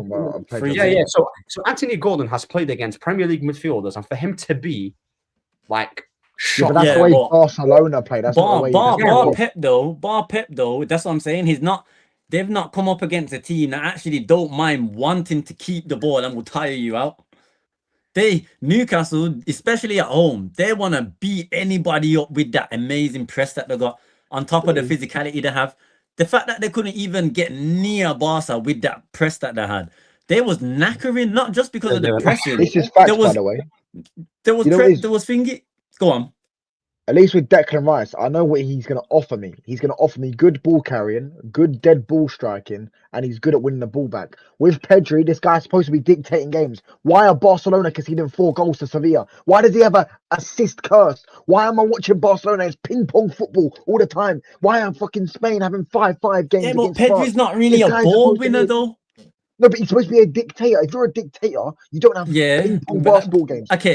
He's a dictator / technician, yeah. So when he wins balls back more so than not, it's more like interceptions. You realize that the goal, you do know that the goal that Barcelona scored, Pedri's the one that pressed Gula for it. You know that? Oh. Yeah, so I'm saying to you, like, he's not creative enough to be a 10. He's not good enough to score goals. His passing is arguably one of his best attributes. How many players in the league have created more big chances than Pedri? I guarantee the list is long. Do you get what I'm saying? This guy is, bro, he's bang overrated. I'm telling you now. Obviously, he's good, but he's bang overrated. Do you get what I'm saying? And you don't think Bruno's overrated? No, I think Bruno's actually underrated. I think he's disrespected. Do you think Bruno's underrated but Pedri's overrated? I don't know what to say, bro. I'm not saying Bruno's better than Pedri, but I'd take Bruno over Pedri, but that's me. Do you get what I'm saying? That's me. Listen, bro, I don't care, bro. I'm taking Casemiro over Pedri. Do you get what I'm saying? I'm taking all these guys. Casemiro plays well with a Pedri. Yeah, you're probably agree. True. Yeah, actually, at least I think plays even better with a Pedri. Do you know what I'm saying? Okay, I said I'd take Kobe Mainoo over Pedri. Like, I'll take these players over Pedri. Do you know what I'm saying? At least I know they're good. I'd take Adam Wharton over him. I'm watching these guys. Adam Wharton over Pedri? For sure, bro. 100%. This guy's insane, bro. I swear down, watch Pedri. I beg you. Baron is a Real Madrid fan. Watches Pedri week in, week out, and he'll tell you. Courtois got more assists. Courtois, how are you a goalkeeper getting more assists than him? Courtois got more assists than Pedri this season. Courtois has more assists than Pedri. I've never seen Zidane or Iniesta rack up assists like that on a consistent basis. Now, I'm not saying that Pedri's on Iniesta got like 300 assists in his career. How many assists did Iniesta get in his highest? No, but listen. I watch Iniesta week in, week out affect games without even getting a goal or an assist. I'm watching Pedri and he doesn't affect nothing. He just out the gaff. How many games have you watched of Barcelona? Be honest. This season? Yeah, be honest. I watched the Newcastle game. I watched the Real Madrid game. Newcastle, you wasn't impressed with him against Newcastle? He played all right. Come on. Right. So, you know what I'm saying? Man had Joe Linton in midfield. Was it Joe Linton? Like, what are we doing there? He cooked the whole Newcastle midfield. Your boy Tonali, everyone. Yeah, I'm not taking Pedri over Declan Rice either. I don't care. Oh, yeah, no. That's illegal. I'm sorry. Yeah, that's the one. That's No, that's illegal. I'm not joking.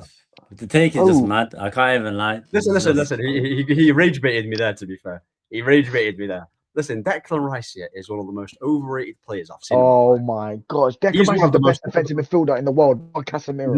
Casemiro's the only one better than him. Declan Rice is not better than Zubamendi in his own team. He wasn't even better than Thomas Partey when he was at Arsenal. I don't know, man. I don't know. I think I'm not convinced on Zubamendi just yet, man. I'm not convinced. Okay. You don't have to say Zubamendi. Wharton's better than Declan Rice. Yeah. I'd agree with that.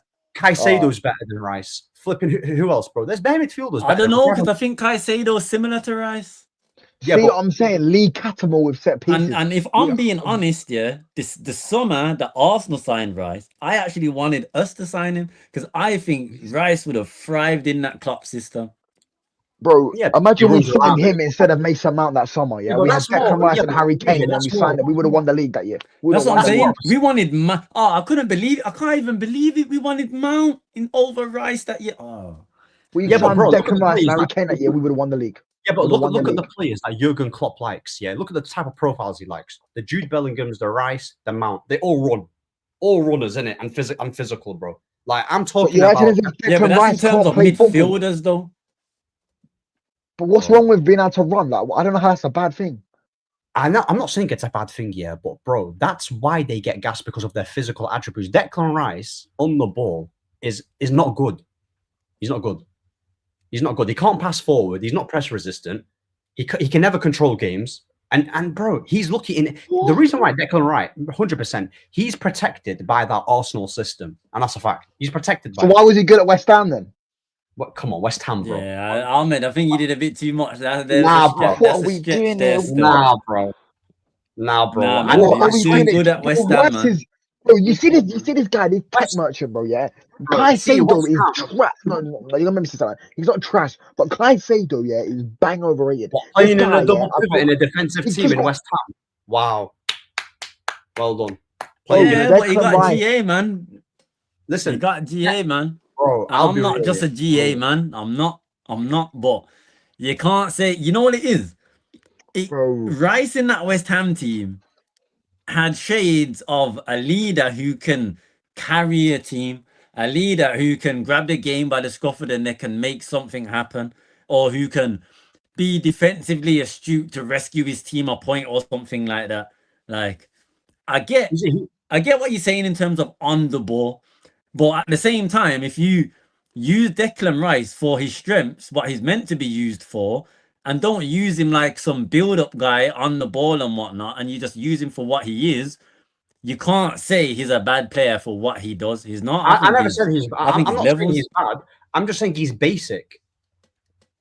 Probably basic, but he's good at the basics. He's a strong player in doing the basics, and that's never a bad thing.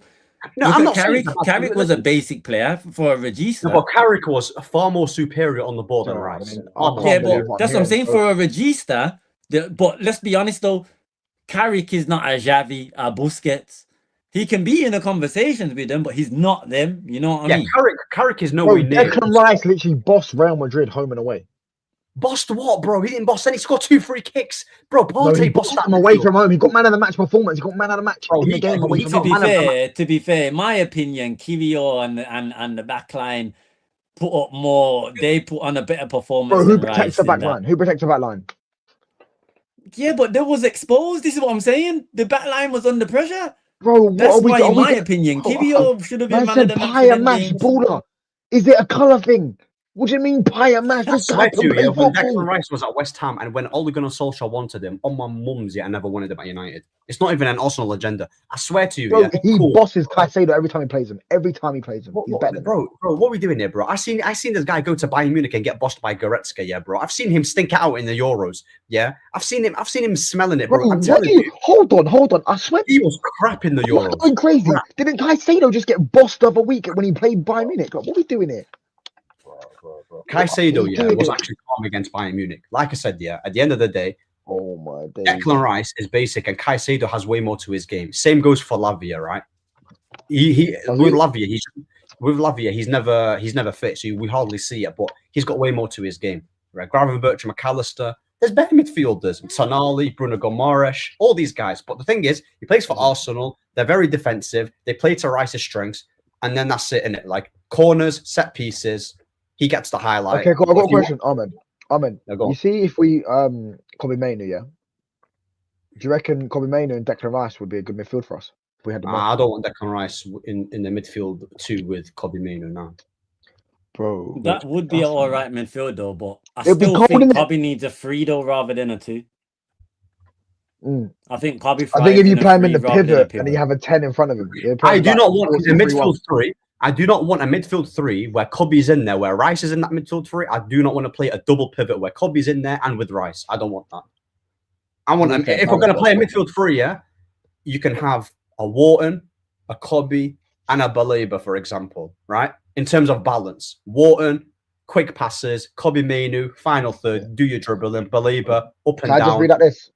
Yeah, go on. So, Arda Güler is 2 assists away from equaling Pedri's La Liga tally ever. Well, he plays higher up in the pitch, though. Okay, cool. But Pedri's been playing for 5 years consistently, and Arda Güler just started playing this season. Yeah, he plays right behind Mbappe. Right, since Pedri's like, I don't think, bro. Since Pedri's come onto the scene, though, he's dropped deeper as a player. Bro, hold on. Okay, John. Ahmed, but Casemiro gets bare assists. He got assists yesterday for Cunha. Casemiro plays as a 6. He still gets he's a box to box. Like, come on, man. Casemiro gets up and down, man. He's a box to box as well.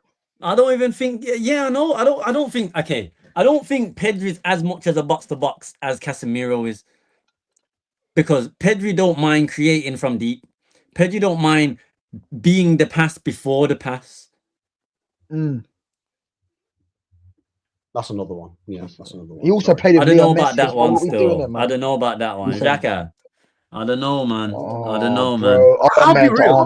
Bro. No. There's no Ahmed this year. No. I am not taking yet, bro. There is an abundance amount of midfielders, right, who are much better than Rice. 100 million for a guy for what? What does he specialize in? What? Whipping a ball in? Wow. Whipping a ball in, yeah. Fantastic, bro. Come on now. KJ, you hearing this? Do you know these tech merchants, KJ? These tech merchants, bro. I'm a tech merchant, bro. Go watch foot. I guarantee. Are you watching Border League right now? Bro. I'm just the SDSFC. Okay. Hold on. Okay, I'll say this: is Casemiro a tech man? I don't know why you rate him, because I swear down, he's not a tech man. He doesn't look. No, it's not, bro. It's not about. Listen, just because I like tech guys in the forward department doesn't mean I'm going to neglect a guy like Casemiro, who's got a lot to his game, and he might not be a bus. I'm not asking Casemiro to be Busquets. I can still appreciate you if you're not Busquets or Iniesta or Xavi. But bro, Declan Rice, like, come on now. What's he? What? He's not really great at anything. He's just very physical, covers ground, defends well, and he's got a good cross on him, and he can whip a ball in. It's nothing to exaggerate about and to be wowed about. What's bro? We've seen better guys who games, bro. That's what he does. Yeah, but that's what he does here. But people want to talk about 100 mil about Grealish and Caicedo and crush it on them. But for Rice, the only reason why we're not talking about his price tag is because he's in a solid team and that don't concede. But I can guarantee he's played more consistent than Bursley. He's better than Caicedo. He's played more consistent. He's a better ball winner than Caicedo. He's a better ball carrier than Caicedo. He's not a better ball winner. No chance. The only thing Caicedo is better at is playing tiki taka ball. That's it. No chance. Everything that Rice does, the only thing, I mean, I was going to say ball striking, but Caicedo actually can actually whip, he can actually shoot too, to be fair. His ball striking is actually good. Every time Caicedo scores a goal, it's a banger. So even that, you can't even give to Rice, right? The only thing that Rice is better at than Caicedo is dead ball on the spot, free kicks and whipping it in and corners. Yeah, delivery. Okay, ball, but he performs better. Like, it doesn't matter. He performs better. Caicedo's performed much better than Rice this season. No, he hasn't. And last season, he's so bang out. You know, he says I'm mad. Caicedo's good, innit? Caicedo's good. I wanted Caicedo that summer where he was going to Chelsea. I said, imagine him and Casemiro on a pivot. Yeah, we'll be dominating games. But bro, do you get what I'm saying? Declan Rice is better, bro. Declan Rice performs, bro. Like, what are we doing here? I'll be real, yeah. His performances, yeah, are just average at best. Like I've watched him loads this season, yeah. You know, and the reason why people think he's performing is because he won't do anything for like 70 minutes. Arsenal will have a free kick, whips it into Gabriel. He gets the assist. No, it's not because we watch the games, bro. Come on, we watch the games. We see him play well. Do you get what I'm saying? What? So what? What are we doing here? So, bro, let me get it straight. Right, hold on. So, where would you rank Declan Rice in defensive midfielders? Name me the defensive midfielders, and then I'll rank him. All right, is Casemiro better than him? Yes. Caicedo? Yes. Wharton's better than him as well. Yes.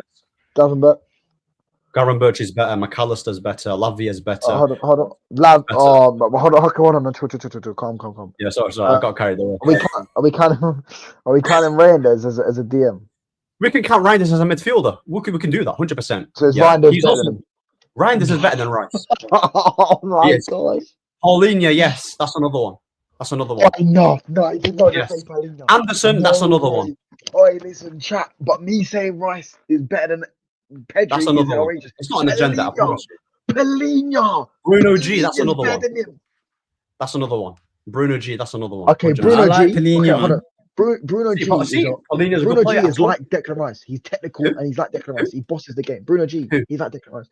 Bruno G is way more technical than Rice. Way more. Yeah, but they both boss games. They both take the game by the scruff. I'll be real, yeah. Rice. I'm taking Tonali over Rice, though. Yeah, but KJ, yeah. When you think of Declan Rice, do you think of a midfielder that bosses games? I don't think of that. Nah, not a midfielder that bosses games. Nah. Exactly. So you're a £100 million player, and your passing ability ain't all that. I'm sorry, you're not no chance, bro. It's like buying a winger who can't dribble. Come on, now. But not all midfielders have to have a passing range. I'm not saying have a passing range like Kevin De Bruyne or Paul Pogba, but it has to be competent, innit? Rice is just like, bro, side to side, very hesitant. What's wrong with that? Yeah, because okay, this is where I kind of have the argument in my own fan base when it comes to Endo. Yeah, because people say they just want a destroyer. That's basically what Endo is, a destroyer. Now his passing is underrated. Is it exceptional? No, nowhere near. But can he pass? Yeah. Does he have a range of passing? Yeah. It's not what he excels in, but he has that. Players not. That's what he does. Are we forgetting when we signed him the first season? He proved a lot of the fan base wrong, where a lot of them actually like him now. So this year, what's the difference? I get we wanted a destroyer, so to say, but for one, midfield is the one place where we had depth in it. But two, if you want a player to just destroy, that's exactly what he's there to do. Who, Rice or Endo? No, Endo. So in Rice's case, like, don't get me wrong, in Rice's case, it's a bit different because Mikel's asking him to do a few more things than just not be a destroyer, because he's not a complete destroyer, but in terms of breaking up play and winning the ball back, he's being asked to progress the ball. He's being asked to play progressive passes. He's being asked to do the set piece thing. He's got a lot on his plate, to be fair, and I don't feel like he's just being utilized to his own strengths. I feel like he's he's covering for Zubimendi as well in the midfield. He's doing like you said, cover. Like with Rice, yeah, I do believe he's a destroyer. Right, he covers a lot of ground. He wins the ball back. Like when I watch him, yeah, this is what I'm trying to talk. This is what I'm trying to say. Fabian Ruiz, Rice doesn't really like. With Endo, he's a squad guy. He wasn't bought for 100 mil. And people aren't saying like, oh, Endo is one of the best or he's the best in his position, which is why I'm like, you know what, Endo, with the qualities that he brings to Liverpool, I'm not expecting him to be some mad passer of the ball. But with Rice, like, I genuinely don't see it. It's not, I swear to you, it's not because of Arsenal. I said the same thing when he was at West Ham. When I watched West Ham and when I watched Declan Rice, I didn't look at Rice and I was like, you know what, you're way too good to be at West Ham. No, I've never said that. I've never seen it like that. That's what I'm trying to say. Hold on. I think that's a bit harsh, to be fair. Who else is a DM? Hold on. Would you take Enzo over Declan Rice? Yes. Nah, I wouldn't. Listen. Listen. It's getting late now, bro. It's getting late now, man. Bro, it's getting late now, man. Listen, bro. There's late now, man. Tielemans is another one. He's another midfielder that's better than him. Tielemans is good, man. I rate Tielemans. Same. It's quality. How can you actually say you would take Enzo Fernandez? The guy can't move, bro. He's fat. Bro, listen, oh my gosh. I swear down, if we had, Ahmed, I swear down, KJ, this guy said a front three of Felix, Xerxes, and Sancho would win the league. I swear down, he said that. I don't know about winning the league still, Ahmed. I don't know, man. That's a top 4 front three, that is. That's a fucking relegation front three, bro. You got I don't know about relegation. I don't know, but it's not a league winning front three, to be fair. You don't have to have world-class attackers in each position to win a league. Winning a league from the manager and how you set up as well, right? If Arsenal win a league title, what's their attack? Martinelli, Gyökeres, and Saka, bro. That's not no elite attack. But they've all got goals in them. Xerxes, Sancho. Okay, Gyökeres has 3 goals. Saka has 2 goals. Martinelli has how many goals? No one's really scoring that many goals. Gyökeres scored 100 goals in the last 2 years. What, in the Portuguese league? Not for Arsenal. He's got 5 goals. Gyökeres turns like he's ruptured both his ACLs, man. He's not good either. He's another one who's not good. Hold on. Sesko or Gyökeres? Yeah, Sesko's way better than. Yeah, Sesko's way better than. Innit? Sesko can actually move. Yeah, that's it. Simple as that. Gyökeres or Højlund? Who? Haaland. Haaland's clear of Højlund. Højlund. Gyökeres or Højlund? I'd rather burn my eyes. I hear it. I can't even answer that one. I'm not answering. I ain't answering that one. You know, we got to talk. We got to return to that one. Yeah, we got to spin the block on that one when the season is done. Still, we got to spin the block on it. Still, I want to see how Højlund gets on in Italy. Yeah, I think because if he puts up better numbers, I'm not hearing but Højlund's in the friggin' he's in Syria. I'm not hearing that because Gyökeres was in Portugal. So, you're saying if he puts up mad numbers, then okay. Yeah, if Højlund puts up good numbers this year and Gyökeres puts up meaty numbers, I'm not hearing Arsenal fans have any protection chat over Gyökeres because I'm not hearing that. If Højlund can go to Italy and bag, then what Gyökeres was doing in Portugal is invalid then, bro. Because if you're gonna invalid what Højlund's doing over there, then all what he was doing before you signed him I saw a video, I saw a video of Gyökeres and he does a back heel pass or something like that, a little flick, and I swear down, it's like he held his knee after. He's like, fuck, you know when them old people playing football and they start running for it and like, oh fuck, they feel like they pulled a muscle. That's what he was playing like, bro. I swear down. You go, like I swear, bro. If he dodged a missile, thank you, Gyökeres and Liam. He's another one who I didn't want. People laughed at me when I said I would rather Mateta or Wissa. Yeah, people were laughing at it. So, like I said, Gyökeres, he's pony in it. And if we land the title, I owe Touchline 1K. I'm a man on my word, innit? I'll give him 1K. Simple as that. That's how rare it is. Yeah, so no chance that's gonna happen. You want to listen? This season or next season? I know. I can't even lie. Listen, I got a couple bets. Yeah. This season. Let me ask you a question first and foremost. Actually, both of yours. Yeah. I actually got the man think Gyökeres is gonna score 30+ Premier League goals. No chance. No chance. Oh, do you know, I've got a bet with a Liverpool fan that Wirtz wouldn't get. I said at the start of the season, Wirtz will not get more than 7 league goals, and he's got 0 so far. And I also said Liverpool. I also had a bet with him. Liverpool will not win 2 or more trophies. I said they'll go trophyless this season. Gyökeres. I don't know about the kind of ball. Now I think Wirtz will get more than 7 league goals. He'll get more than this season. He's on 0, bro. We're 10 games in. He's getting benched. Yeah, but bro, like if he scores like a brace, then he's only 5. Then he's what, like only 4 away? Or, I mean, sorry, 5 away. I can't do maths. No, he He's has to get to 8. He has to get to 8. He can get. He has to get more than 7. Sorry. Yeah, I think he can get to 7. To be fair, I mean, not like Verts can get to 7, but Gyökeres getting 30. Premier League, you know, not all comps. Not all. He comps. is not touching, Premier League. Bro. Harry This is what the Arsenal fans are running with. Bro, I got Arsenal, 2 no bets. chance I got against 2 Spurs, bets bro. that I'm gonna collect at the end of the season. Bro, 30 Premier League goals. He's gonna get. Yeah, I'm gonna say my prediction. He's gonna get. He's on 3 right now. He doesn't take pens because Saka's on it. He's getting 15. That's my prediction. The thing is, I said before a ball was kicked, I says I can see him getting between 20 to 23 Premier League goals. That's where I would expect Gyökeres, based on everything that we was said with him coming in and whatnot. I expected in his first season, some matches, some games, he's gonna do the fighting thing with defenders like Højlund. Hence why I says 20 to 23 is respectable. Yeah, in my opinion. The fact that it's not even the fact that he's only got 3, it's what I'm seeing when I'm watching him play. I'm saying, are you sure you still want to go on this bet? Like 30 Premier League goals? Because I can't see that happening. Only Haaland does Kane that. got 30 Premier League goals in his last season at Tottenham. I think it was under Conte? Yeah. Gyökeres or Harry Kane? No, bro, Kane Harry Kane all day. All day. Bro, are you joking me? Respect Kane, by the way. You know how long I've wanted Kane? Harry Kane's the best striker in the world. Respect him. He's the best striker in the world.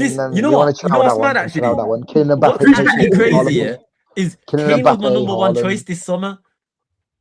Bro, Harry Kane's signing for Man United next summer, bro. He's signing for Man United next summer. You what? Yeah, but you can't celebrate his goals because you don't rate him. I don't rate him. I don't like him, but I will be celebrating his goals. I'll be celebrating when he lifts number 21. When he lifts number 21 and he lifts us the treble. If Harry Kane, bro, listen, Champions League and FA Cup. Harry Kane. I thought my whole PM was bad. Damn. We're winning the Champions League and the Premier League next season. I promise you, we're winning them both. If this is the chest you could talk with, then why did you look at me all mad when I said that we could retain, bro? I didn't look at you, man. I just didn't. I think that was Aaron. I said. I didn't look at them, man. I just said they're going trophyless. Man United aren't Liverpool Football Club. Do you get what I'm saying? Liverpool were good. He's actually one of the best strikers in the league as well. When they were dominating. Now it's I'm saying modern day. Yeah, we've actually seen Man United lift it when we get going again. We should have really done it a few years ago when we had Ten Hag, and we finished 3rd that season, won the cup. The next season we should have been challenging for the league. We instead got Højlund, Onana, and Mount, had the worst summer in our history. If we bought Harry Kane, Declan Rice, or Harry Kane, Caicedo, or Harry Kane and someone else. So you want a midfield with Declan Rice, Bruno Fernandes, and okay, cool. Harry Kane and Caicedo, Harry Kane and someone else. We got someone else there. Yeah, got sorted out, and we had Harry Kane would have helped Rashford. Hopefully, Rashford would have. I still think Rashford needy, but Rashford hopefully would have had a better season. Do you get what I'm saying? Hopefully, if we had a right manager, Amad Diallo would have come into the side, etc. I could carry on and on and on. The next season, we would have won it all. Trust me, we would have won the FA Cup in it, but we would have been that good that season. Then a season after that, we would have won the Premier League. Do you get what I'm saying? Last season wouldn't have been number 20 for Liverpool. It'd have been number 21 for Man United. But Ten Hag pushed us back. Do you get what I'm saying? Now we're back on track. Do you get what I'm saying? We're ready. I feel like personally, we're only a few midfielders away. My personal opinion. No, I hear that. Obviously, we're probably going to go and get Belieber, and maybe we might as well just get Belieber and Jan in it with how he's playing. Just get him in, Jan. Get him at a discount. I would rather Wharton, but bro, I'm not going to complain about Belieber. He's still both. I want both. Ideally, but I don't know if we're going to do that. Arsenal will win, bro. Voltemade, yeah. Bro, he's one of my favorite. He's quality, by the way. He's quality. I think he's quality, man. Sesko's good, bro. I'm telling you, they don't know about Sesko. Do you see Ronaldo chop? Yeah. Yeah, but Voltemade's better. He's better, bro. He's quality. You say, Ahmed, I swear down, like you definitely got a cup chair in your room, innit? Bro, no, listen. The rivals, bro. I swear down. No, because I can listen. Amad Diallo is a guy that that's my guy, bro, isn't it? Yeah. Best winger. That's my guy. Facts. Anyway, it's on my days. It's almost 3 hours. There's still 62 people here. Make sure you like. Make sure you subscribe. I've got the guys' channel in the description. So make sure you subscribe to Touchline. Tell the people where they can find you, even though you've got the link in the description. Yeah, Touchline Facts. Yeah, I got a stream tomorrow. I'm going to react to this one Premier League fan, one Premier League hater or something versus 20 Premier League fans. I think Monts was on it and that. Do you get what I'm saying? Liam was on it. I'm going to react to it tomorrow. Yeah, you can catch me at Touchline Facts, cooking rivals, rattling Liverpool fans. Do you get what I'm saying? Anytime Liverpool, anytime you want to find there. Liverpool, You see when you're in the mud. Yeah, I'll be there, yeah. man. Anytime, listen. Well, anytime you want Liverpool slander, just come to my channel, bro. We will sit there and we can have a talk for 5 minutes. Listen, I can't even remember when we went back and forth the other day, and I was just like, oh my gosh, I couldn't believe it. I was just like, yeah, I can't wait to mod you, man. Yeah, listen, you lot can talk all you want, bro. Listen, your time's done now. Liverpool, Man City, they had their little thing. Now it's Arsenal, Man United again. We're taking our league back. This is our league. We're taking it back. Yeah, I've won more Premier League titles. I keep hearing Chelsea fans talk more Premier League titles than Chelsea, Liverpool combined, and Spurs. And for Arsenal, I've still got more league titles than them all combined. Yeah, you show some respect to the kings of English football. Yeah, catch me tomorrow. I'll be doing that. I'll be doing that, and I don't really know what else tomorrow. There's not really much to talk about, is there? Do you get what I'm saying? I can't lie. Yeah, honestly, like there's no games really on. KJ, I've just made you mod in it, so big up. Oh, big up, bro. And yeah, bro, tell the people where they can find you, KJ. I know you've got your channel up. If you can just put it in the link here, that would be amazing. If you can. Yeah, I can do. You just started this new channel, isn't it? So make sure you subscribe, man. You know, yeah, man. Channel's new. KJSJ70, but KJSJ7. Just KJ really. But you can obviously start to drop content over there. Just a bit just 2 match reviews at the moment. Got a couple plans, ideas, shows. I've got a big one lined up anyway. Not necessarily no panel members or nothing like that, but trust me, a big one coming, a big idea that right now I don't think anybody's doing in the scene. So look out for that one. And other than that, is it losing 4 in a row? Catch me on the catch up. Say that again. Is it losing 4 in a row? Is that the big idea? No one else is doing it. No. It's just, to be fair, it's not even necessarily solely focused on Liverpool.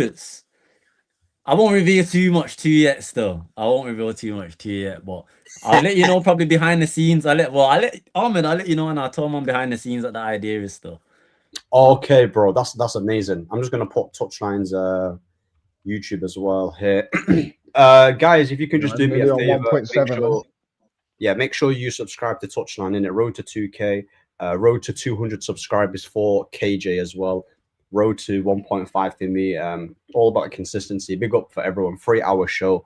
Big up to Touchline and KJ for showing their time. I know it's late. The comment section was amazing, and hopefully we can do more of this in the future. And yeah, man, big up. Amram's still out in it, but we're still the biggest club in England. Skulls as the goat in the Premier League. I had the biggest club in the world. Then get out. Oh yeah, go on, man. Biggest club in the world. Run the likes as well. Big up. Liverpool are shit. Wow. United is shit.